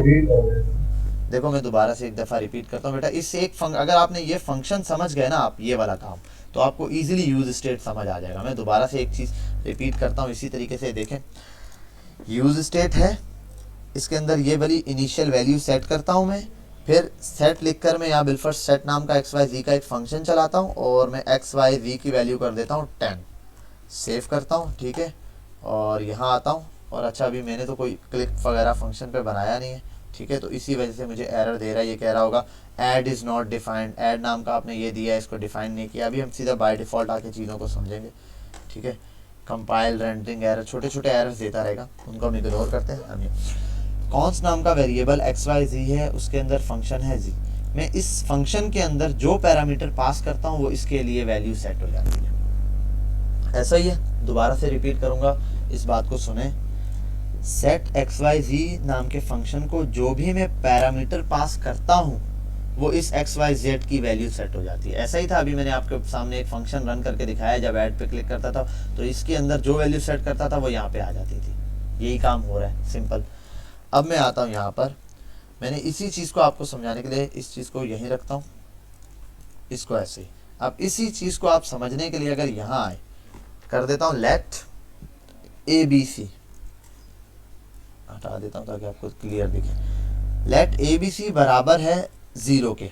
अब ये कौन सा स्टेप हुआ है, लेट या कॉन्स्ट बना दूं अगर मैं बिलफर्स्ट कॉन्स्ट ABC बराबर 0 के, इसका मतलब हो गया कॉन्स्ट XYZ और इसको वैल्यू यहाँ से दे दी 0 हो गई, ये सेट हो गया। अब तक ये काम हुआ, कॉन्स्ट आ गया, XYZ आ गया और यूज स्टेट के अंदर ये चीज़ हो गई। नेक्स्ट स्टेप ये है कि मैं इसकी वैल्यू अपडेट करना चाहता हूँ, तो मैं एक फंक्शन बनाता हूँ, ठीक है, जिसका नाम है सेट ABC। अब ये कौन सा फंक्शन है, ये वाला फंक्शन है। ये वाला फंक्शन क्या करता है, एक पैरामीटर लेता है ना, तो यहाँ पर एक पैरामीटर होगा, मैं अब पैरामीटर कुछ भी दे सकता हूँ, न्यू डेटा दे दूँ भाई, न्यू डेटा नाम का पैरामीटर है। और यहाँ आने के बाद जो भी इस न्यू डेटा के अंदर आता है, जैसे इस सेट डेटा के अंदर जो भी चीज़ आती है वो कहाँ जाती है, XYZ के बराबर हो जाती है। तो मैं बोलता हूँ ABC जो है वो बराबर हो जाए न्यू डेटा के। ये सिंपल मैंने काम कर दिया, इस तरीके से ये चीज़ काम कर रही है। अब नीचे आने के बाद मैं सेट ABC को कॉल करता हूँ और इसके अंदर बुला लेता हूँ न्यू डेटा को, तो इसकी वैल्यू इजीली यहाँ पर सेट हो जाएगी जो मैं सेट करना चाह रहा हूँ। बेटा यहाँ तक कोई प्रॉब्लम है तो पूछो, ये असल में काम है जो हम कर रहे हैं। हाँ भाई, यहाँ तक क्लियर है, ये बात समझ आ गई किस तरीके से यूज स्टेट काम कर रहा है। क्लियर है सर। ठीक है भाई इमरान, रिपीट करते हैं सर। अभी ये चीज़ दोबारा रिपीट किया, आप वीडियो में देखिएगा, आप ऐसे रिपीट करते रहेंगे बहुत टाइम लग जाएगा। नहीं, वो थोड़ा सा टीसी कहते हैं। अच्छा, मैं एक दफ़ा दिखा देता हूँ आपको ये चीज़ कि कैसे काम कर रही है। देखिए मैंने कहा कॉन्स्ट नाम का एक कॉन्स्ट है। यूज स्टेट एक फंक्शन है जो कि एक एरे लेता है। इस एरे में दो एलिमेंट होते हैं, पहला वेरिएबल, दूसरा फंक्शन। ठीक है, ये फंक्शन क्या करता है, इस फंक्शन के अंदर जो भी इस वेरिएबल की वैल्यू सेट करनी होती है वो यूज स्टेट के यहाँ सेट होती है। आपने जो वैल्यू यहाँ पर दी, अब इसको अपडेट करना है तो सेट फंक्शन यूज होता है, उसके अंदर पैरामीटर पास होता है। ये तो एक स्ट्रक्चर था। इसको अगर मैं खोल के लिखूं समझने के लिए तो ये कैसे काम कर रहा है, वो ये ऐसे काम कर रहा है। इसके अंदर ये काम हो रहा है। कॉन्स्ट एबीसी नाम का एक वेरिएबल है जिसकी वैल्यू 0 है, मतलब एक्स वाई जे है, जिसको वेरिएबल को 0 दे दिया, मतलब ये काम हो गया। कॉन्स्ट एक्स वाई जी और ये 0, ये काम हो गया यहाँ पर। दूसरा एक फंक्शन बनाया है, फंक्शन बना दिया। सेट एक्स वाई जी है तो सेट एक्स वाई जी के अंदर न्यू डेटा, यहाँ पे जो चीज़ वैल्यू पास करूँगा, अगर मैं यहाँ 10 पास कर दूँ बिल्कुल, तो ये 10 सेट हो जाना चाहिए ए बी सी की जगह। तो इसकी जगह ये कैसे सेट होगा, एक फंक्शन बनाया, function set A B C, और ये पैरामीटर जो आ रहा है यहाँ पे, जो भी आर्ग्यूमेंट आएगा वो यहाँ पैरामीटर में जाएगा। अब ये 10 यहाँ पर है, इस 10 को मुझे बराबर कर देना इस ए बी सी के बराबर। जैसे ए बी सी के बराबर करूँगा तो ये सेम चीज़ डिस्प्ले में आएगी जैसे कि इसके थ्रू आ रही है। ठीक है भाई, अब क्लियर है। ये तो हमने देख लिया कि यूज स्टेट किस तरीके से काम कर रहा है। एक हमारा मेन काम था कि भाई हमने यूज स्टेट का स्ट्रक्चर समझना है कि वो किस तरीके से वर्किंग कर रहा होता है। तो सेम तरीका ये है जिस तरीके से हम बोल रहे हैं कि यूज स्टेट कैसे काम करता है, यूज स्टेट इस तरीके से काम कर रहा होता है। अब हम इसी को थोड़ा सा डिटेल में देखेंगे। आई थिंक 1 आवर होने वाला है हमारे इसको, और 3 मिनट के अंदर ये जो है सेशन क्लोज होगा, न्यू सेशन आएगा। तो उस न्यू सेशन को हमने ज्वाइन करना। तो मैं एक काम करता हूँ, इस मीटअप को बंद करके एक न्यू मीटअप क्रिएट करूँगा और लिंक अभी के अभी सेंड करूँगा ताकि हम आगे का काम उसी से कंटिन्यू करें। ठीक है भाई, मैं अभी आपको एक मीट्स पर लिंक भेजता हूँ, आप उससे ज्वाइन करें। फिर हम इसी के आगे से स्टार्ट करेंगे, जो चीज़ें हैं कि स्टेट के अंदर हम कैसा कैसा डेटा स्टोर कर सकते हैं, वो चीज़ हमने देखनी है। ठीक, मैं इसको बंद करता हूँ और यहाँ आता हूँ। कहाँ चला गया, ये रहा।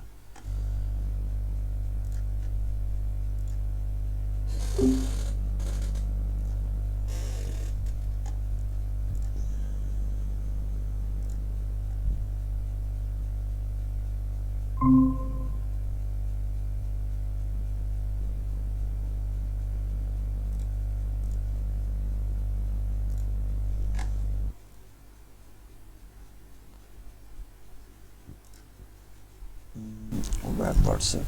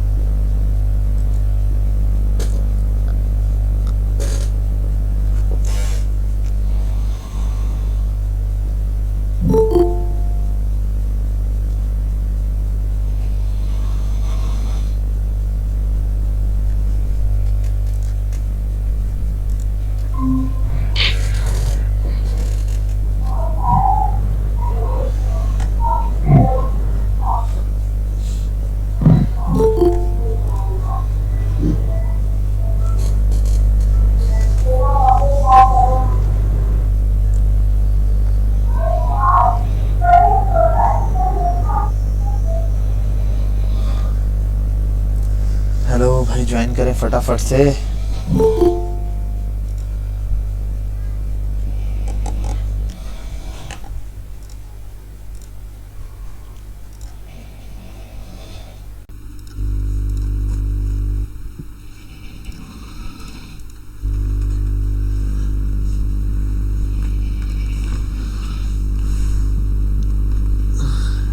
कहाँ रह गए बाकी स्टूडेंट्स?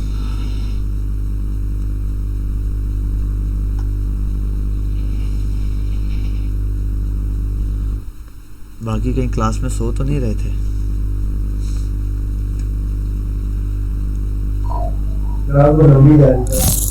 No idea sir. हाँ ये थोड़ी सी खुश चीज़ है, मुझे पता है कि ये, लेकिन मसला ये स्ट्रक्चर समझना लाजमी है कि यूज स्टेट कैसे काम कर रहा है। और रिएक्ट में आप समझ लो, अगर आप ये रिएक्ट यूज़ करोगे तो 70% आपने यही चीज़ यूज़ करनी है, आपको 70% ये चीज़ यूज़ करनी पड़ेगी। अब जो आप 70, हाँ नहीं कल इस पर काम करेंगे ना, कल हम आएंगे सेकंड मॉड्यूल में सर रिएक्ट के ऊपर कोई फाइनल प्रोजेक्ट होगा? हाँ रिएक्ट के ऊपर कोई फाइनल प्रोजेक्ट बनाएंगे, पूरा ओवरऑल एक डैशबोर्ड होगा जिसमें रिएक्ट भी यूज़ होगी, मोंगोडीबी भी होगी, नोड.जेएस भी होगा, एक्सप्रेस भी हो, सब कुछ पूरा एक जो है डैशबोर्ड बनाएंगे। और फिर हो सकता है 2 प्रोजेक्ट और बनाएं, लाइव जो है ना स्ट्रीमिंग का एक प्रोजेक्ट हमने सोचा हुआ है वो बनवाएंगे, एक चैट ऐप बनवाएंगे लाइव, यानी कि आप मैसेज करोगे चैट ऐप से रिएक्ट के थ्रू मैसेज आएगा सामने वाला रिप्लाई करेगा, तो पूरा एक प्रॉपर 2 हमने ये प्रोजेक्ट सोचे हुए हैं। हाँ एक तो चैट ऐप हो जाएगी और एक लाइव स्ट्रीमिंग हो जाएगी, तो ये 2 इंशाल्लाह देखेंगे जी। मुझे भी काश है क्या फिग्मा का डिज़ाइन दिया उसको रिएक्ट पे बनाना है ना, तो वो तो सिंपल जैसे HTML अगर खाली डिज़ाइन बनाना है ना तो वो तो प्रॉब्लम ही नहीं है, वो तो जैसे HTML CSS पे बनता है वैसे यूज़ कर लो, बूटस्ट्रैप या कुछ भी एक डिज़ाइन बना के दे दो, उसमें तो कोई प्रॉब्लम नहीं। क्या हुआ? अच्छा चलो देख लेना, टेस्ट दे देना, कोई इशू नहीं है। हाँ ठीक है, चलें हम आते हैं अपने कोड पर, बाकी जो आएंगे उनको देखते रहेंगे साथ साथ। स्क्रीन शेयर नहीं हुई भी ना, स्क्रीन शेयर करता हूँ।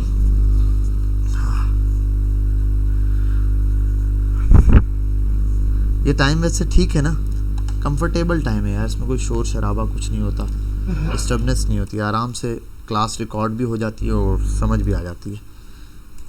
अच्छा भाई ये तो मैंने देख लिया, मेन चीज़ जो हमने समझनी थी वो यही थी कि किस तरीके से इसका स्ट्रक्चर काम कर रहा होता है। अच्छा अब एक चीज़ है, ये तो आप समझ गए स्ट्रक्चर, अब मैं इसको कोड को मिटा देता हूँ, ठीक है, हमने ये चीज़ देखनी थी, ये भी समझ आ गया हमें, इसको भी ज़रा मैं हटा देता हूँ, सिर्फ हमने इस वेरिएबल को देखा था। अच्छा अब एक याद रखना, रिएक्ट के अंदर हमेशा 2 टाइप के वेरिएबल होते हैं, रिएक्ट के अंदर बेसिक 2 टाइप के वेरिएबल होते हैं। कुछ वेरिएबल होते हैं, ठीक है, जो स्टेट वेरिएबल कहलाते हैं, और कुछ हमारे पास ऐसे वेरिएबल होते हैं जो नॉर्मल वेरिएबल कहलाते हैं। अब नॉर्मल वेरिएबल कौन से भाई, आपने सिंपल एक कुछ भी डिक्लेयर कर दिया, भाई लेट ARR एरे बना दिया एक, ये नॉर्मल वेरिएबल है, ठीक है, आपने कहा लेट और क्या नाम है एक नंबर दे दिया बराबर है 10 के, ये भी एक सिंपल वेरिएबल है। आपने कहा लेट नेम बराबर है और कोई नेम दे दिया इज इक्वल्स टू असद, ठीक है, ये आपके पास सिंपल एक नॉर्मल है। फिर एक और बन सकता है लेट, आपने बना दी OBJ ऑब्जेक्ट एक बना दिया। ये सिंपल जितने भी वेरिएबल्स हैं ये नॉर्मल वेरिएबल हैं जो कि जावास्क्रिप्ट में भी यूज़ होते हैं, ठीक है ये। लेकिन रिएक्ट के अंदर एक और टाइप का वेरिएबल होता है, ये जो वेरिएबल आप इस तरीके से बनाते हैं, ठीक है, ये वाला ख़ास वेरिएबल जिसको मैं दिखा रहा हूँ, जिसको हाईलाइट कर रहा हूँ, ये ख़ास वेरिएबल है, रिएक्ट से इनका ताल्लुक है, क्योंकि मैंने कहा ना कुछ चीज़ें होंगी जो जावास्क्रिप्ट में लगेंगी और कुछ चीज़ें जावास्क्रिप्ट में तो लगेंगी लेकिन रिएक्ट में अलग से लगेंगे, रिएक्ट की अपनी है। तो ये स्टेट वेरिएबल्स है, जस्ट रिएक्ट के अंदर यूज़ हो रहे होते हैं यूज स्टेट के थ्रू। इन वेरिएबल्स का क्या है, जब भी आप कोई भी चीज़ इस वेरिएबल का यूज़ करते हुए बनाते हैं, यूज स्टेट का यूज़ करते हुए कोई वेरिएबल बनाते हैं, यानी कि स्टेट वेरिएबल्स बनाते हैं, तो ये जो स्टेट वेरिएबल्स हैं, वॉचडॉग फंक्शन इस पूरी ऐप को देखता है सिवाय इन स्टेट वेरिएबल्स के। मतलब अगर वॉचडॉग फंक्शन आ रहा है और उसने यहाँ पर देखा लेट, जैसे मैं सिंपली यहाँ बता दूँ, यहाँ पर आया लेट, उसने आया कॉन्स्ट, उसने कहा इस वेरिएबल को पढ़ना है, ये जब देखा ना इसने कि भाई ये यूज स्टेट के अंदर से आया, वो इन दोनों को स्किप मार के नीचे आ जाएगा। वॉचडॉग फंक्शन इनको देखेगा ही नहीं, ये अपडेट हो रहे हैं, डिलीट हो रहे हैं, कुछ भी हो रहा है, उसका इनसे कोई ताल्लुक नहीं है। हाँ यहाँ आएगा, देखेगा एरे है, ये नंबर है, ये नेम है, ये ऑब्जेक्ट है, कहीं ये अपडेट होने लगे, बोलेगा अच्छा अपडेट हो रहा है, ऐप को ये क्या करेगा, रीलोड कर देगा। लेकिन जो वेरिएबल इसके अंदर बना हुआ है, इसको ये क्या करेगा, अपडेट नहीं करेगा। जब ये इसमें जितनी भी चेंजिंग आ जाए, कुछ भी हो जाए, ये ऐप को रीलोड नहीं करेगा, वो समझेगा मैंने इसको देखना ही नहीं है, तो वो चेंज हो या ना हो मुझे फ़र्क नहीं पड़ता। यानी कि ऐप के अंदर अगर आपसे कभी कोई सवाल करे कि भाई एक बात बताओ कि ऐप रीलोड किस किस तरह होती है, आप कहोगे जब भी ऐप के अंदर कोई वेरिएबल की वैल्यू चेंज होती है तो ऐप रीलोड हो जाती है, ठीक है। वो कहेगा ऐसे कौन से वेरिएबल है जिनके चेंज होने पर भी ऐप रीलोड नहीं होती, तो इसका जवाब है स्टेट्स के वेरिएबल। जब भी किसी स्टेट के वेरिएबल को चेंज किया जाता है तो उसके वजह से जो हमारा फंक्शन है वो कभी भी रीलोड नहीं होता। ठीक है, हमारा फंक्शन अपनी जगह रहेगा, उसके अंदर बाकी चीज़ें रीलोड नहीं होंगी, सिर्फ वो वेरिएबल क्या हो जाएगा, अपडेट हो जाएगा। ये चीज़ तो हमने देख ली, समझ आ गई बात। अब हम कुछ चीज़ें हैं जिनको वन बाय वन देखते जाते हैं। स्टेट्स के हवाले से हमने जैसे जैसी चीज़ें देखी कि हेलो समझा, किस तरीके से इसके अंदर ये चीज़ें चल रही हैं। वेरिएबल सेट XYZ वाला वेरिएबल यानी कि ये फंक्शन है, और यूज़ स्टेट कैसा फंक्शन है और इसको सेट कैसे करते हैं, ये तो हमने देख लिया। अच्छा, अब यहाँ पर आता हूँ, आपको एक बात बताता हूँ कि जब मैं यहाँ पर आया मैंने इसको एक इनिशियल वैल्यू दी, इसको हटा देता हूँ।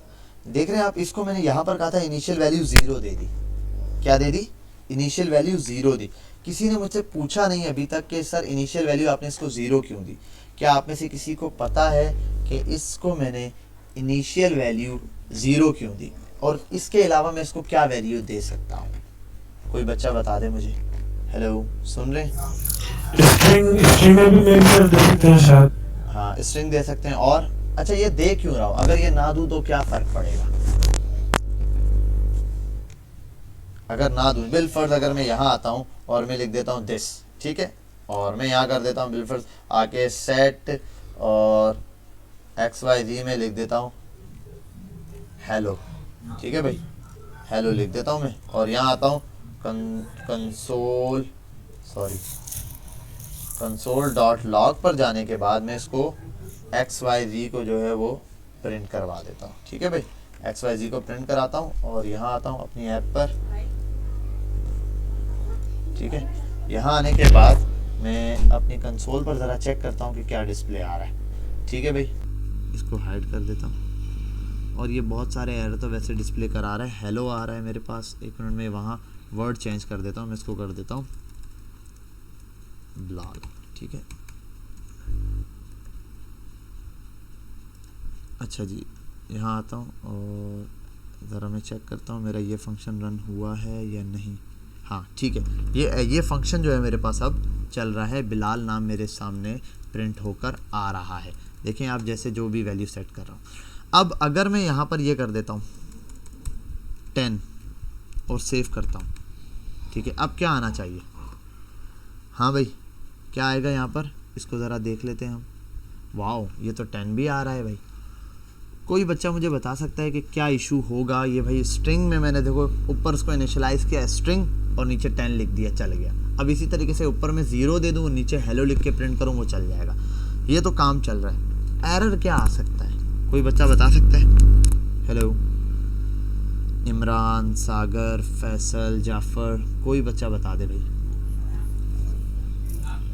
सर मैं भी कॉन्केटिनेट करने के टाइम या प्लस करने के टाइम, एडिशन करने के टाइम। अच्छा, अब हम एक चीज़ देखते हैं। नंबर्स हमने पढ़े, नंबर्स के मेथड पढ़े हमने, स्ट्रिंग हमने पढ़े, स्ट्रिंग के मेथड पढ़े हमने, एरे हमने पढ़ा, एरे के मेथड पढ़े। अब प्रॉब्लम तब आएगी जब मैं उस वेरिएबल को लूँगा और उस पर कोई मेथड अप्लाई करने लगूँगा। बिलफर्ज मैं पार्स इंटीजर का वो लगा रहा हूँ, उस पर मेथड लगाना चाह रहा हूँ, वो नहीं लगेगा। ठीक है, अगर मैं एरे का मेथड लगा रहा हूँ पुश का, तो वो एरे का मेथड नहीं लगेगा। अगर वो स्ट्रिंग है, मैं स्ट्रिंग का कोई कॉन्केटिनेट वगैरह का या इस टाइप का कोई भी upper case lower case string का कोई मेथड यूज़ करने लगूँ, तो मेथड यूज़ नहीं करने देगा, क्योंकि वो बोलेगा आपका जो वेरिएबल इनिशियलाइज हुआ हुआ है वो एक नंबर है और आप वैल्यू नीचे कुछ और दे रहे हो। तो अब ये याद रख लेना यूज स्टेट के अंदर, इसीलिए हम इनिशियलाइज कोई वैल्यू देते हैं। अच्छा, एक और चीज़ टाइप ऑफ है ना, मैं आपको ये भी दिखा देता हूँ। इसको छोड़ देता हूँ यहाँ पर, और XYZ सिर्फ। अब आप देखें, अगर मैं इसको कोई वैल्यू नहीं देता और यहाँ पर सिंपल प्रिंट कराता हूँ टाइप ऑफ, ऐसे करके टाइप ऑफ और टाइप ऑफ XYZ करता हूँ। देखो अब बाय डिफ़ॉल्ट मैं टाइप ऑफ XYZ करूँ, सेव करूँ इसको। ये कौन है भाई? एडमिट, रिएक्ट पे आता हूँ और ये क्या दे रहा है? वैल्यू क्या दे रहा है भाई? अनडिफाइंड। भाई ये आपने डिफ़ाइन नहीं किया हुआ। क्यों? क्योंकि मैंने वाकई ही यहाँ पर कोई चीज़ डिफ़ाइन नहीं की हुई। हाँ, अगर मैं इसको पास कर दूँ 0, अब सेव करूँ इसको, यहाँ आओ देखो, अब क्या टाइप दे रहा है? नंबर के। अब ये क्या है, नंबर, तो इसका मतलब अब इस पर नंबर वाले मेथड अप्लाई हो सकते हैं। हाँ, अगर मैं आ जाऊँ अब इसको पास कर दूँ और सॉरी ऐसे खाली स्ट्रिंग दे दूँ, नल स्ट्रिंग, यहाँ पास करूँ और यहाँ आऊँ, रिफ्रेश करूँ, देखो स्ट्रिंग, ये कौन सी चीज़ हो गई है, ये स्ट्रिंग हो चुका है। ठीक है, इसी तरीके से अगर मैं यहाँ पर आ जाऊँ, एरे देना है मुझे, एरे पास कर दूँ, या एरे को एज अ ऑब्जेक्ट काउंट करता है, हमें पता है ये चीज़ ऑब्जेक्ट देगा। और सेम काम अगर मैं यहाँ पर एक ऑब्जेक्ट देना चाहता हूँ तो इस तरीके से ऑब्जेक्ट पास कर दूँ, तो इसमें यहाँ पर आ जाएगा ऑब्जेक्ट एंड देन ऑब्जेक्ट। बेटा यहाँ तक बात क्लियर है, सबको समझ आ गई बात? सर इससे पहले जो आपने एक पॉइंट क्लियर किया वो थोड़ा बहुत समझ में कौन नहीं सा आया। वाला? जिसके आप पूछ रहे थे कि क्या क्या इशू आ सकता है। इशू देखो, मैं एक बात बताता हूँ, मैंने कहा लेट नेम बराबर है, नेम बराबर है बिलाल के। अब गौर से देखना, मैं बोलता हूँ नेम डॉट सॉर्ट, क्या सॉर्ट आएगा? नेम डॉट सॉर्ट का मेथड इस पे अप्लाई हो सकता है? ठीक है, नहीं हो सकता, ठीक। क्योंकि नेम डॉट सॉर्ट का मेथड किसका है? एरे का। हाँ, अगर मैं इसको ऐसे कर दूं, ये, अब मैं आऊँ नेम डॉट सॉर्ट, तो अब देखो सॉर्ट का मेथड दे देगा, क्योंकि ये अब क्या है, एक एरे है, तो इस पर एरे का मेथड लगेगा। अगर बिलफर्स ये है नंबर होता, और मैं बिलफर यहाँ समझाता हूँ इस चीज़ को पहले आपको, 0, ठीक है। अब यहाँ आऊँ और मैं बोलूँ नेम डॉट, और अब देख लो टू स्ट्रिंग, टू प्रीशन, सारे उसके मेथड देगा जो हमारे पास नंबर्स के मेथड है। ठीक है भाई, तो नंबर्स के जो मेथड हैं वो हम यहाँ पर अब यूज़ कर सकते हैं। इसी तरीके से जो चीज़ इसको बताऊंगा उसके मेथड अप्लाई करना शुरू कर देगा। तो अगर मैं, हाँ ज़बरदस्त, अगर मैं स्ट्रिंग देता हूँ तो इसका मतलब अब ये स्ट्रिंग के मेथड जाएगा। तो अगर मैं इसको बिल फॉर इनिशियलाइज मैंने नंबर कर दिया और मैं आगे जाके कहीं इस पर जो है वो स्ट्रिंग का मेथड लगाना चाहता हूँ कुछ, तो वो अप्लाई नहीं होगा। और बिल फॉर अगर मैंने इसको जो है वो स्ट्रिंग बोल दिया, बिल फॉर ऐसे स्ट्रिंग बना दिया, और आगे जाके मैं इस पर कोई मैथ का मेथड लगा रहा हूँ, स्क्वायर रूट वगैरह लगा रहा हूँ, इस टाइप की कोई चीज़ लगा रहा हूँ, वो लगेगा ही नहीं, क्योंकि यूज़र तो वैल्यू दे देगा 10, 20, 30, वो यहाँ पर 10, 20, 30 दिखाएगा, लेकिन जब मैं उस पर वैल्यू लगाऊंगा वो नहीं बताएगा। वो कहेगा कि भाई ये एक इस पर जस्ट स्ट्रिंग के मेथड लग सकते हैं, क्योंकि ये क्या है, एक स्ट्रिंग है। और यही चीज़ चेक कराने के लिए मैंने आपको कहा था, यहाँ चेक करो कंसोल डॉट लॉग पर बारी बारी इसकी वैल्यू चेक कर लो। अगर मैं इसको ऐसे रखता हूँ, टाइप ऑफ, और टाइप ऑफ में जाकर XYZ की टाइप चेक करता हूँ अभी, तो अब इसकी टाइप, मतलब अगर सर हम इसमें कोई भी वैल्यू नहीं देंगे, हाँ, तो तो अगर हमें कोई अरिथमेटिक करना होगा या कुछ करना होगा तो वो हम कर नहीं पाएंगे। हाँ, कर नहीं पाएंगे ना, वैल्यू नहीं देंगे तो वो उठाएगा नहीं। अभी देखो बाय डिफॉल्ट अगर कुछ ना दूं तो बोलेगा अनडिफाइंड, भाई आपने इसको डिफाइन नहीं किया, तो ये तो सदाबहार हमें उसका टाइप बतानी होगी, हाँ, किस टाइप की है। बिल्फर जो टाइप है वो यहाँ बताना है। अगर मैं इसको कर देता हूँ ना, बिल्फर 0 लिख देता हूँ, अब देखो टाइप पे आऊँ तो ऑटोमेटिक पता चल गया ये नंबर है, क्योंकि मैंने यहाँ क्या पास किया है, 0।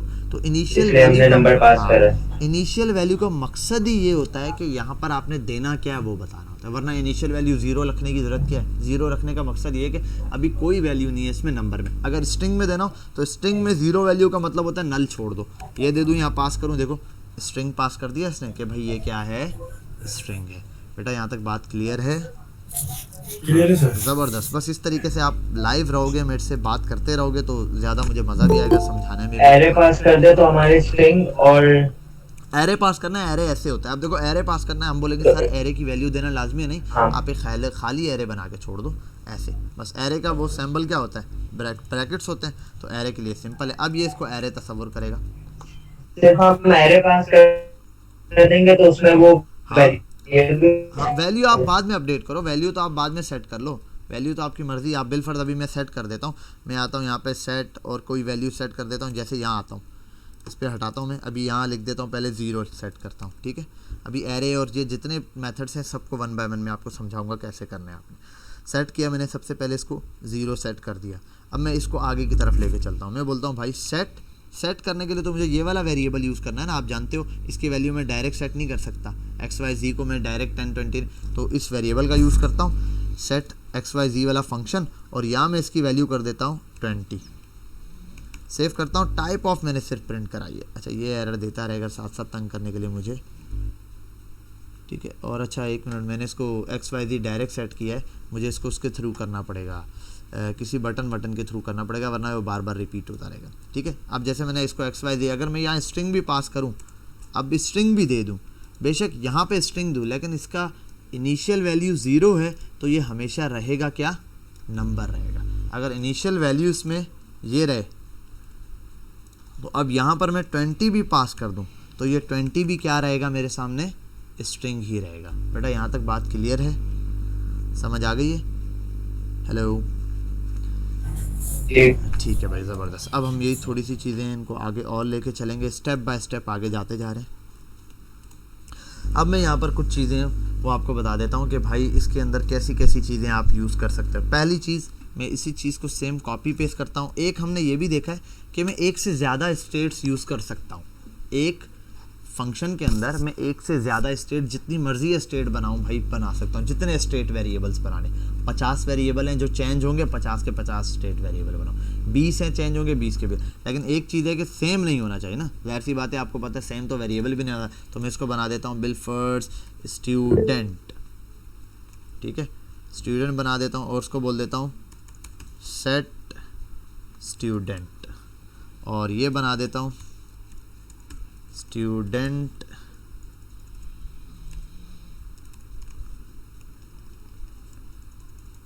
नेम कर देता हूँ। 1 बाय 1 में कर देता हूँ इसको। चलो कुछ चीज़ें हैं वो सेट करेंगे। स्टूडेंट आईडी कर देता हूँ और सेट स्टूडेंट आईडी कर देता हूँ मैं इसको। ठीक है भाई, ये बना दिया स्टूडेंट आईडी और ये है सेट स्टूडेंट आईडी। और यहाँ बना देता हूँ स्टूडेंट नेम, स्टूडेंट नेम, और इसी चीज़ को कॉपी कर लेता हूँ मैं, यहाँ कर देता हूँ set student name. Set student name बना दिया मैंने, और इसमें आईडी आएगी तो आईडी कोई नंबर होगा तो इसको मैं 0 पास कर देता हूँ। ये मैंने स्ट्रिंग पास कर दिया। ठीक है, मैं यहाँ हूँ तो डबल स्लैश लिखूँ, ये क्या है, नंबर है। ये डेटा टाइप कौन सी है, स्ट्रिंग है। नंबर आ गया, स्ट्रिंग आ गया। और नेक्स्ट चीज़, इसी को पूरे को कॉपी करता हूँ मैं यहाँ पर, एंड देन नीचे पेस्ट करता हूँ और 1 टाइम फिर पेस्ट करता हूँ। अब मुझे बनाना है स्टूडेंट एरे देना है, अगर तो मैं कर देता हूँ एरे, और यहाँ पे भी सेट स्टूडेंट एरे, और एरे के लिए मैं ये सिंबल दूंगा। इसी तरीके से अगर मुझे स्टूडेंट ऑब्जेक्ट है, ऑब्जेक्ट में हमें पता है डेटा आता है, तो मैं लिख देता हूँ student data set student data, और यहाँ पर कर दूंगा ऑब्जेक्ट के लिए ऑब्जेक्ट का सिंबल ये है तो ये लगा दूंगा। अब कंप्यूटर अच्छे से समझ जाएगा मेरा जो फंक्शन है, जब मैं इसको रन करूँगा तो ब्राउज़र पे इजीली ये समझेगा कि भाई किस चीज़ का क्या काम है, और उसको मैं दे देता हूँ ऑब्जेक्ट। बेटा अब ज़रा इन वेरिएबल्स को देखो, ये वाला काम जो है वो एज आ नंबर कर रहा है। ये वाली स्टेट नंबर को मैनेज कर रही है, ये वाली स्टेट स्ट्रिंग को मैनेज कर रही है, ये वाली स्टेट एरे को क्या है वो मैनेज कर रही है, और ये वाली स्टेट क्या कर रही है भाई, एक ऑब्जेक्ट को मैनेज कर रही है। सबसे पहले तो यहाँ तक सबको क्लियर है, जल्दी से बताएं। Hello hello hello Shah Rahman के क्लियर है सागर? क्लियर सर, ठीक ऑल है। क्लियर। अब अगली चीज़ यहीं पर समझनी है, इसी से। पहले लेना और उसके अंदर ही चीजें करने तो जी जी, हेलो क्या कह रहे हो आप बेटा? चलो हम आगे चलते हैं, फिर इंशाल्लाह आपके जो क्वेश्चंस होंगे वो कल हम डिटेल में ले लेंगे। आपने बस इस चीज़ को अच्छे से जहन में रखना है। अच्छा, अब ये तो मैंने डिफरेंट चीज़ें बना दी। अभी मैंने आपको एक चीज़ समझाई कि कोई चीज़ जब भी मैं यहाँ कुछ बनाता हूँ, कोई भी एरर देता हूँ, तो उसके यहाँ पर इनिशियलाइज़ करने की वजह ये है कि उस पर मेथड नहीं लगेगा। अब मेथड लगाने के लिए मैं ये काम कर रहा होता हूँ। बिलफर्स में यहाँ पर आता हूँ, लिखता हूँ स्टूडेंट आईडी। कौन सा स्टूडेंट आईडी है, नंबर है, डॉट लगाता हूँ। अब देखो नंबर वाले वैल्यूज़ देगा सारी। अब नंबर में ये वैल्यू होती है, नंबर की वैल्यू देगा 2 एक्सपोनेंट, 2 फिक्स, 2 लोकल स्ट्रिंग वगैरह। अगर मैं यहाँ पर आता हूँ स्टूडेंट नेम उठाता हूँ और डॉट, अब देखो क्या दे रहा है, character at, character code at, code point, concatenate, includes, ये सारे किसके मेथड है, स्ट्रिंग के। और अगर मैं यहाँ पर आता हूँ और स्टूडेंट एरे लेता हूँ, तो एरे के अंदर डॉट एरे के मेथड दे रहा है। भाई यहाँ तक सबको समझ आ गई? और आपको पता है ऑब्जेक्ट के, तो ऑब्जेक्ट का कोई इंडिविजुअली मेथड नहीं होता। अगर मैं आ जाऊँ यहाँ लिखूँ भाई स्टूडेंट और वो स्टूडेंट और डेटा डॉट लगाऊं तो ये इसकी कोई अपनी वो नहीं होती, इसके अंदर हम ऑब्जेक्ट के अंदर खुद कोई डेटा बनाते हैं, वही हमारा ऑब्जेक्ट होता है जिसको हम कैच कर रहे होते हैं। अच्छा, अब मैं यहाँ पर आता हूँ एरे के थ्रू, स्टूडेंट एरे। अब एरे में आपको पता है हमने कोई भी चीज़ जब पुश करानी होती है, कोई डेटा अगर नहीं है इसमें, बिलफर्ज कोई डेटा नहीं है। जावास्क्रिप्ट में क्या होता था, यहाँ सिंपल समझाता हूँ, एक एरे होता था लेट ARR एक एरे, और ये बना दिया मैंने बिलफर्ज खाली एरे, ये ठीक है, ये बना दिया मैंने। अब मैं यहाँ पर क्या करता था, ARR.push पुश डॉट पुश बनाता था, और पुश के अंदर मैं क्या करता था, जो वैल्यू देनी होती थी मैं लिख देता था हेलो हेलो, इसके अंदर पुश कर देता था, और यहाँ आता था कंसोल डॉट लॉग पर, और यहाँ आने के बाद ARR सिंपल प्रिंट करवा देता था। ये हम काम किसके अंदर करते थे बेटा, हम ये काम करते थे जावास्क्रिप्ट के अंदर, सिंपली कि इस तरीके से एक एरे को क्या करते थे, अपडेट कर देते थे। एरे है और एरे की वैल्यू अपडेट कर दी पुश के थ्रू। अब यहाँ पर आऊँ मैं, यही काम इसके साथ कर दिया मैंने, रिएक्ट के साथ भी। नीचे आता हूँ, देखो क्या हो रहा है, हेलो और आगे उठा के ये चीज़ दे रहा है, एरे में इस तरीके से वैल्यू पुश किए जा रही है सिंपली। अब यही काम जैसे मैं यहाँ पर कर रहा हूँ, इसको हमने इस एरे को अपडेट करना है, ठीक है। वैल्यूज़ तो पुश हो रही है, मैं जो वैल्यू पुश करता जा रहा हूँ, मैं आता हूँ यहाँ पे कॉपी करता हूँ, इसको यहाँ पेस्ट करता हूँ और यहाँ लिख देता हूँ hello 2, सेव करता हूँ, वहाँ जाता हूँ, देखो hello 2 इसमें इजीली पुश हो गया। अगर hello 3 करना है तो मैं यहाँ आकर कॉपी करता हूँ और सॉरी ये यहाँ पेस्ट करता हूँ, hello 3 लिखता हूँ, देखो 3 एरे के अंदर पुश हो गया, ठीक है। एरे के अंदर ये वैल्यू यहाँ पर पुश होती जा रही है। अच्छा, मुझे एक बात बताएं, क्या ये वेरिएबल अपडेट हो रहा है या नहीं हो रहा? हेलो हेलो हेलो, हाँ भी सागर, ये ऐसा वेरिएबल अपडेट हो रहा है, अपडेट हो रहा है। तो इस रिएक्ट में वेरिएबल अपडेट होता है या नहीं होता? ऑब्वियसली होगा सर। नहीं, इस तरह स्टेट के बगैर, ये तो स्टेट के बगैर बनाया ना, लेट ARR जो है वो स्टेट से बनाया, बगैर स्टेट के बनाया है। बगैर स्टेट के ये अपडेट हो रहा है या नहीं हो रहा है? हो रहा है। तो ये तो अपडेट नहीं होना चाहिए, या होता है? ये क्यों अपडेट हो रहा है? कोई बच्चा यहाँ पर मुझे इसका आंसर दे दे। तो पूरा कंपोनेंट अपडेट होता है ना। हाँ, तो कंपोनेंट अपडेट हो रहा है, ये वेरिएबल सर ये दोबारा क्रिएट हो रहा है, दोबारा बन रहा है। नहीं, आप समझे नहीं। मैंने कहा था, अब ये चीज़ है ना, देखिए अपने को आपको जहन में रखनी थी। मैंने कहा था वेरिएबल अपडेट होता है, लेकिन उसका जो रिप्लाई आता है, यानी कि जो उसका आउटपुट आना है, वो कंसोल में तो हम देख सकते हैं, लेकिन कहाँ नहीं देख सकते, डॉम पर नहीं देख सकते। मतलब ये यहाँ तो अपडेट होता रहे, परफेक्ट है, कोई इशू नहीं, लेकिन मैं इसी एरर को यहाँ पर नहीं ला सकता। सही। इस एरे को मैं यहाँ पर ऐसे नहीं ला सकता, ठीक है। जहाँ अपडेट कर रहा हूँ मैं इसको, अपडेटिंग वाला काम मैं यहाँ पर नहीं प्रिंट करवा सकता, ठीक है। तो ये तो कंसोल पे प्रिंट हो रहा है, यहाँ पर नहीं हो रहा, ठीक है। तो ये वाला काम यहाँ नहीं हो सकता। अच्छा, अब इसके लिए फिर मुझे क्या करना पड़ेगा? इसके लिए फिर मुझे ये वाली चीज़ें यूज़ करनी पड़ेंगी अभी। अच्छा खैर, मैं इसको ये यूज़ करता हूँ, जस्ट एक को स्टूडेंट एरे को, बाकी को हटा देता हूँ। अब इसको अपडेट करूँ कैसे फिर मैं? तो आपको पता है, अगर इस स्टूडेंट डेटा को, एरे को अपडेट करना है तो क्या यूज़ होगा? कौन सा वाला फंक्शन? Set student. हाँ, सेट स्टूडेंट एरे। मैं लिखता हूँ सेट स्टूडेंट एरे।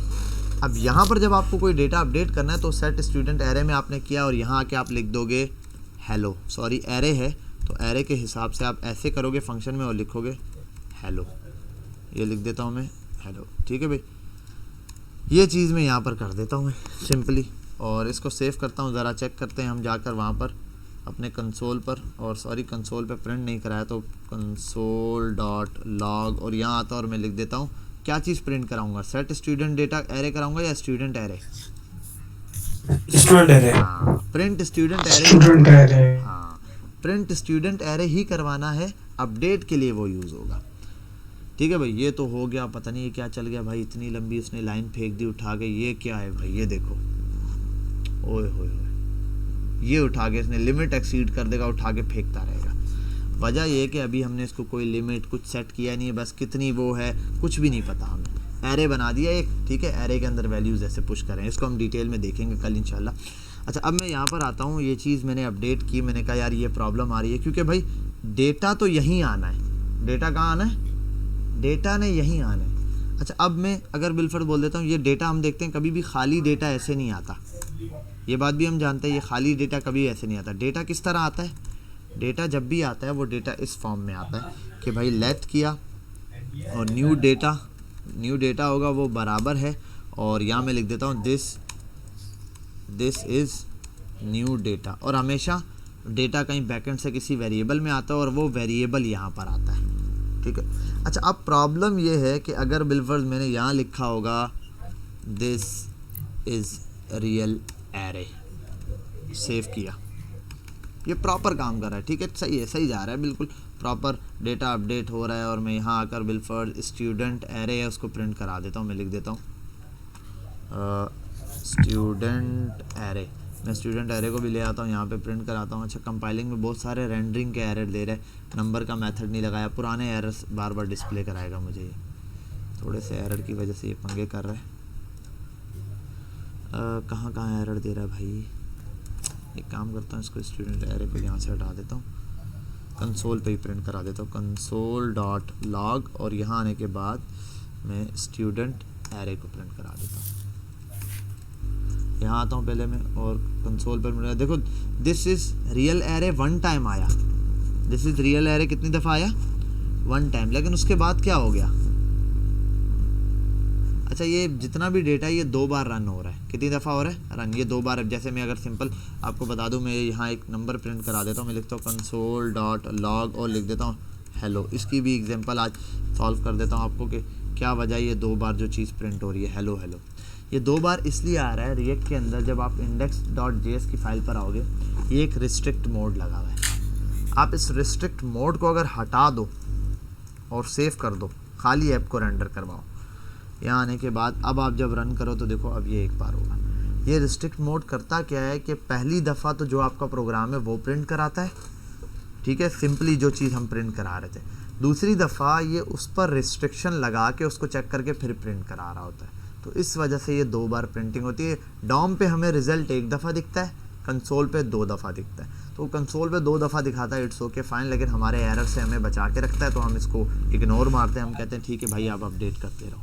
अच्छा, अब मैं आता हूँ यहीं पर, मैंने यहाँ पर आने के बाद स्टूडेंट एरे को ऐसे प्रिंट करवाया, ठीक है, और जब मैं यहाँ आया student array this is real array मेरे सामने आ गया कि भाई ये रियल एरे जो है वो मेरा काम कर रहा है। मैं यहाँ पर आता हूँ और जहाँ मैंने इसको हटाता हूँ और जो डेटा यहाँ पे पुश करवाया उसके थ्रू ये काम करवाता हूँ, पुश कर दिया मैंने, सेव किया, यहाँ आया, अब देखो बहुत multiple time, too many re-rendering, React limits the number of render to prevent an infinite loop, कह रहा है भाई आपने पुश करवा दिए, बस अब वो डेटा पुश होता जा रहा है, कितना पुश करवाना है ये तो बताना था आपने, ठीक है, इसको हम देखेंगे कल इंशाल्लाह कि किस तरीके से हम लिमिटेड पुश करवाएंगे। अभी तो हमने ये देखा न्यू डेटा, लेकिन अब प्रॉब्लम ये है कि नया डेटा आ रहा है लेकिन पुराना गायब हो जाता है। देखो this is new data, this is new data, अगर मैं उसकी बात करूँ जावास्क्रिप्ट की, जावास्क्रिप्ट में होता क्या है, जावास्क्रिप्ट में ऐसे होता है let ARR is equals to, और ये एक एरे बिलफर्ड यहाँ लिखा हुआ है बिलाल, और मैं यहाँ आकर अगर लिखूँ ARR डॉट पुश, ठीक है, या ARR के अंदर वैल्यू अपडेट करता हूँ पुश, और ये करने के बाद मैं यहाँ लिख दूँ बिलाल, ठीक है, और यहाँ कंसोल पर प्रिंट कराऊँ तो क्या होगा, यहाँ एक और नेम सॉरी अली कर देता हूँ, जब मैं पुश करूँगा तो बिलाल अपनी जगह रहेगा, रिप्लाई में जो मेरे पास आउटपुट आएगा वो बिलाल कॉमा अली आएगा, ऐसा ही है भाई, सही है। लेकिन यहाँ पर रिएक्ट के अंदर होता क्या है, रिएक्ट तो अपडेट करता है वेरिएबल को, स्टेट का काम है वेरिएबल की वैल्यू चेंज कर देना, जैसे मैं 1 लिखा हुआ था, ऐड का बटन क्लिक करता था, उसके अंदर वो चीज़ें ऐड करके चेंज करता जाता था, वैल्यू चेंज कर रहे हैं। अब मसला ये है यहाँ वैल्यू बार बार चेंज होती रहेगी, बार बार चेंज होती रहेगी, अब प्रॉब्लम है तेरे पास। तो इसके लिए हम क्या करते हैं, दूसरा तरीका हम ये कहते हैं कि भाई स्टूडेंट डेटा में मुझे पुराना डेटा भी चाहिए, तो मैं कहता हूँ भाई यहाँ पर जो मेरा पुराना स्टूडेंट एरे है वो भी आए, कॉमा लगा के जो न्यू डेटा है वो भी आ जाए। आप क्लियर हो गया भाई। अब क्या होगा, सेट स्टूडेंट के अंदर मेरा जो स्टूडेंट का एरे है वो आएगा, साथ में क्या चीज़ आ जाएगी, न्यू डेटा भी आ जाएगा। अच्छा 1 मिनट में एक चीज़ चेक कर लूँ, मैं इसको ऐसे लगा कर चेक करूँ, एक एरर था, अनकैच सिंटैक्स दे देगा, हाँ ठीक है। और 1 मिनट यहाँ में आकर सिर्फ न्यू डेटा प्रिंट कराऊँ, पहले न्यू डेटा, हाँ भाई ये एरर है, तो वाकई एरे का एरर देगा, ये एरर उसी का डिस्प्ले करा रहा है।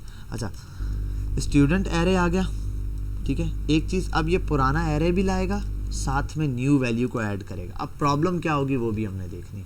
प्रॉब्लम मेरे पास कुछ ये है, इसको सही है। न्यू डाटा में तो फिर न्यू डेटा डाटा में, लिखा हुआ आएगा फिर हर एरे।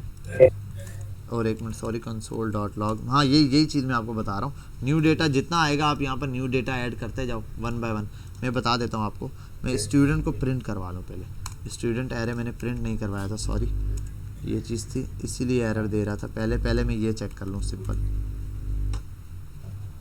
ठीक है। ये इनफाइनाइट लूप दे रहा है, और ये स्टूडेंट डेटा में भी ये चीज़ सिंगल प्रिंट हो रही है। अब देखो, अब मैं क्या करता हूँ, स्टूडेंट डेटा कॉमा और यहाँ न्यू डेटा भी लेकर आता हूँ।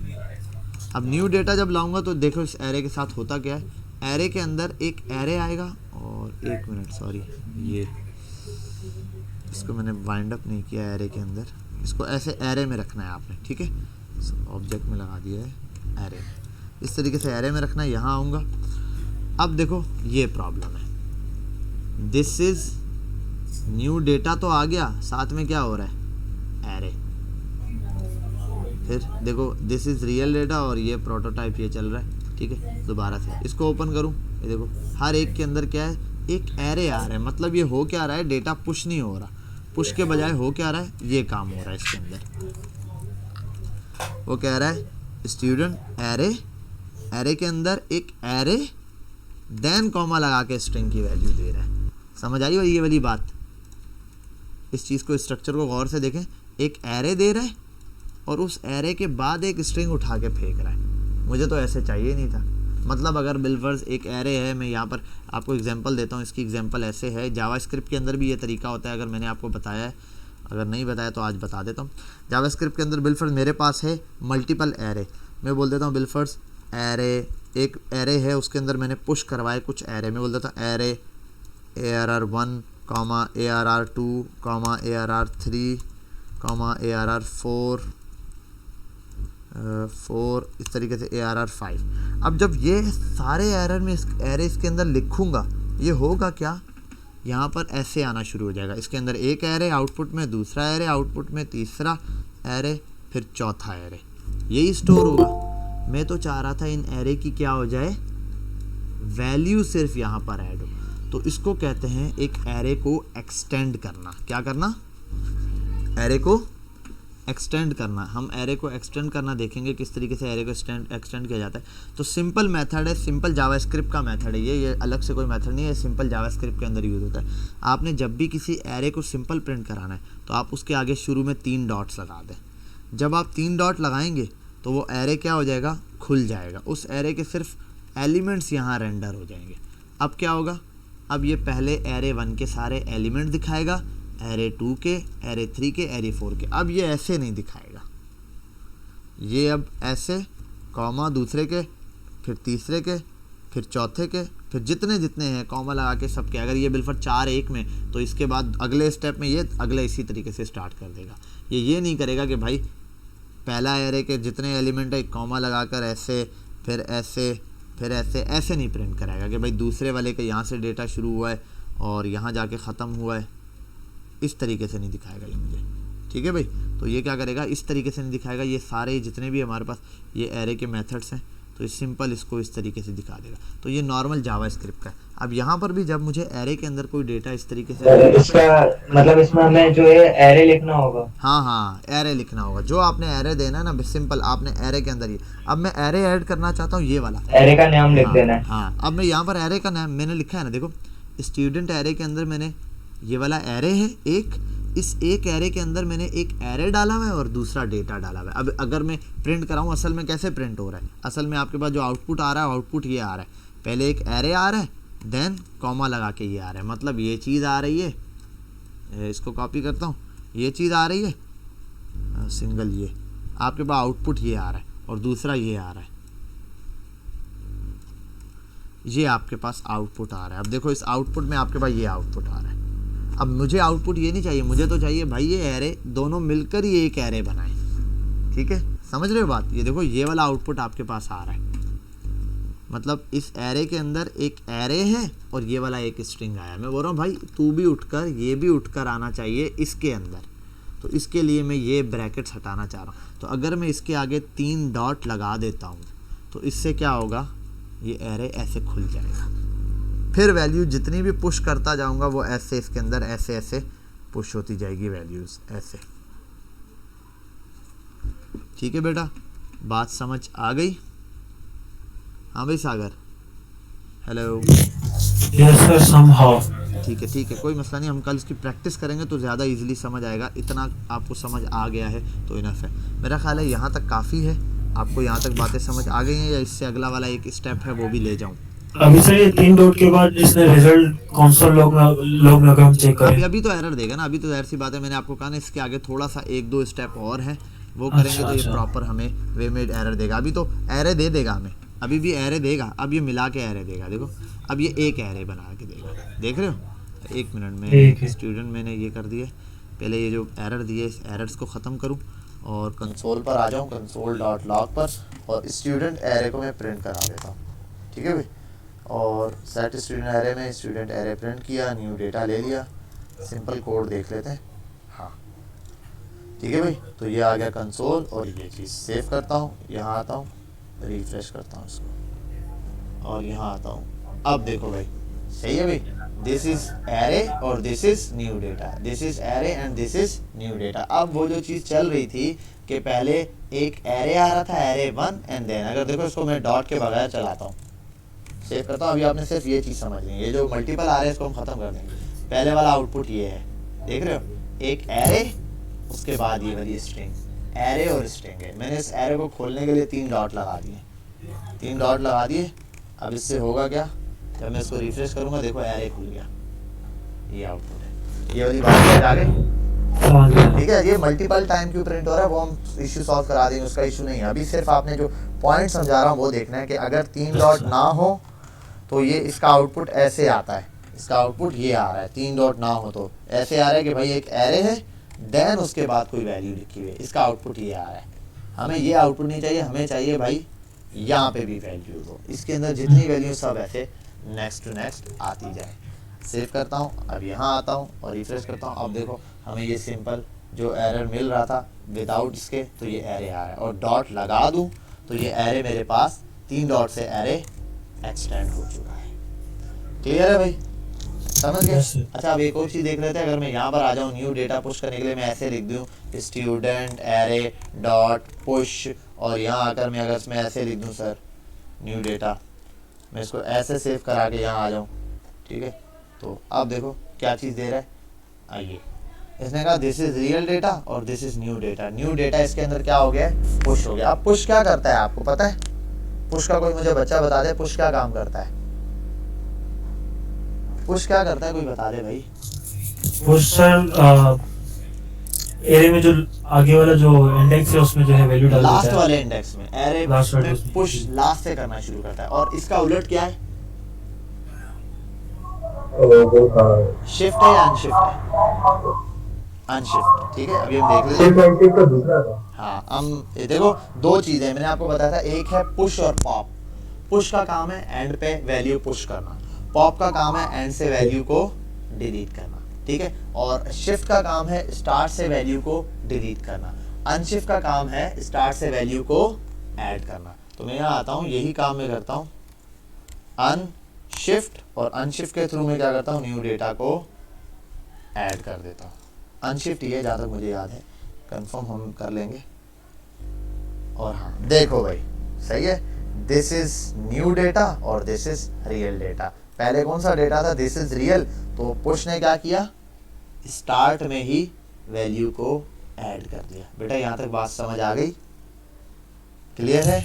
Yes sir. ठीक है, ये नंबर को छोड़ दो, ये क्योंकि ये जो है ना लिमिटेड एक नंबर आगे की तरफ देता जाता है, जितनी दफ़ा रेंडर करवाने, कभी 26, 27, 28 वो देता रहेगा, उसको हम बाद में इग्नोर मारेंगे, बाद में बता दूंगा कैसे काम कर रहा है। अभी हमने सिर्फ ये देखना है कि भाई एक एरे को एक्सटेंड करना, और अगर मैं ये डॉट नहीं लगाता तो भी आपने इशू देखा। ये सबसे इंपॉर्टेंट चीज़ है, क्योंकि जब भी आप एरे में वैल्यू पुश करवाते हैं स्टेट्स के थ्रू, तो हमें याद नहीं रहता। आप देखो ये वैल्यू एरे दे रहे हैं, 3 एरे दे रहे हैं, इसको खोलना है मैंने तो 3 डॉट, ये मस्ट है। अब क्योंकि ये न्यू स्ट्रक्चर है, एक तो हमने न्यू स्ट्रक्चर दो देख रहे हैं, एक तो हमें ये समझ रहे हैं एरे यूज स्टेट का स्ट्रक्चर समझना पड़ गया है, दूसरा साथ में ये एक्सटेंड एरे भी। तो ये याद रख लेना, ये इसमें ही नहीं जावास्क्रिप्ट में इसकी प्रैक्टिस कर लीजिएगा। नॉर्मल एचटीएमएल बना के उसके अंदर 4-5 एरे बना देना, 4-5 एरे को आप पुश करवाना उसके अंदर जावास्क्रिप्ट की कोड में। जब आप पुश कराओगे तो आप देखोगे आपके सामने ऐसे ऑब्जेक्ट ऐसे चल रहा होगा डेटा ऐसे, ठीक है। तो अब आप चाहते हो ये सारा डेटा एरों की शायद जितने एरे थे ये ऐसे ना आए, बल्कि इनका सारा डेटा ऐसे खुल कर आता जाए। तो उसके लिए आप हर एक एरे के आगे क्या लगा दोगे, इस तरह से 3 डॉट लगाओगे तो ये चीज़ आपको क्लियर हो जाएगी। भाई यहाँ तक बात समझ आ गई, क्लियर है? Hello, yes sir. ठीक है, यहाँ पर हम स्टॉप करते हैं इसको, ठीक है इंशाल्लाह। और फिर कल की क्लास में हम मिलते हैं। ये जो चीज़ें हमने की हैं इस पर कुछ प्रैक्टिकल वर्क करेंगे कि किस तरीके से ये प्रैक्टिकल वर्क काम कर रहा है। और ये क्लास आज तो नहीं, अभी ये कल ही अपलोड होगी। ये भी नहीं होता, देखता हूँ मैं, पता कर लेता हूँ। अगर अभी वो जाग रहे हुए ना तो उनके थ्रू मैं अकाउंट ओपन करवा के बस सर बासित वगैरह से पता करके उनके पास कोड जाएगा तो अकाउंट ओपन करवा के अभी अपलोड कर दूंगा ताकि आप कल आने से पहले देख लें। अदरवाइज फिर कल जो है क्लास में हम इस चीज़ को आगे डिस्कस करेंगे। इस पर थोड़ा सा प्रैक्टिकल वर्क है हमने वो करना है, ठीक है भाई? क्लियर यहाँ तक? कल की क्लास है बेटा 3 से 5 बजे आपकी क्लास टाइमिंग है सैटरडे वाले दिन। तो कल सैटरडे है और फ्राइडे को स्टार्ट होती है क्लास, ठीक है भाई? हो सके तो इसकी प्रैक्टिस कर लीजिएगा। मैं ये कोड आपको दे दूँ, कोड में खैर इतनी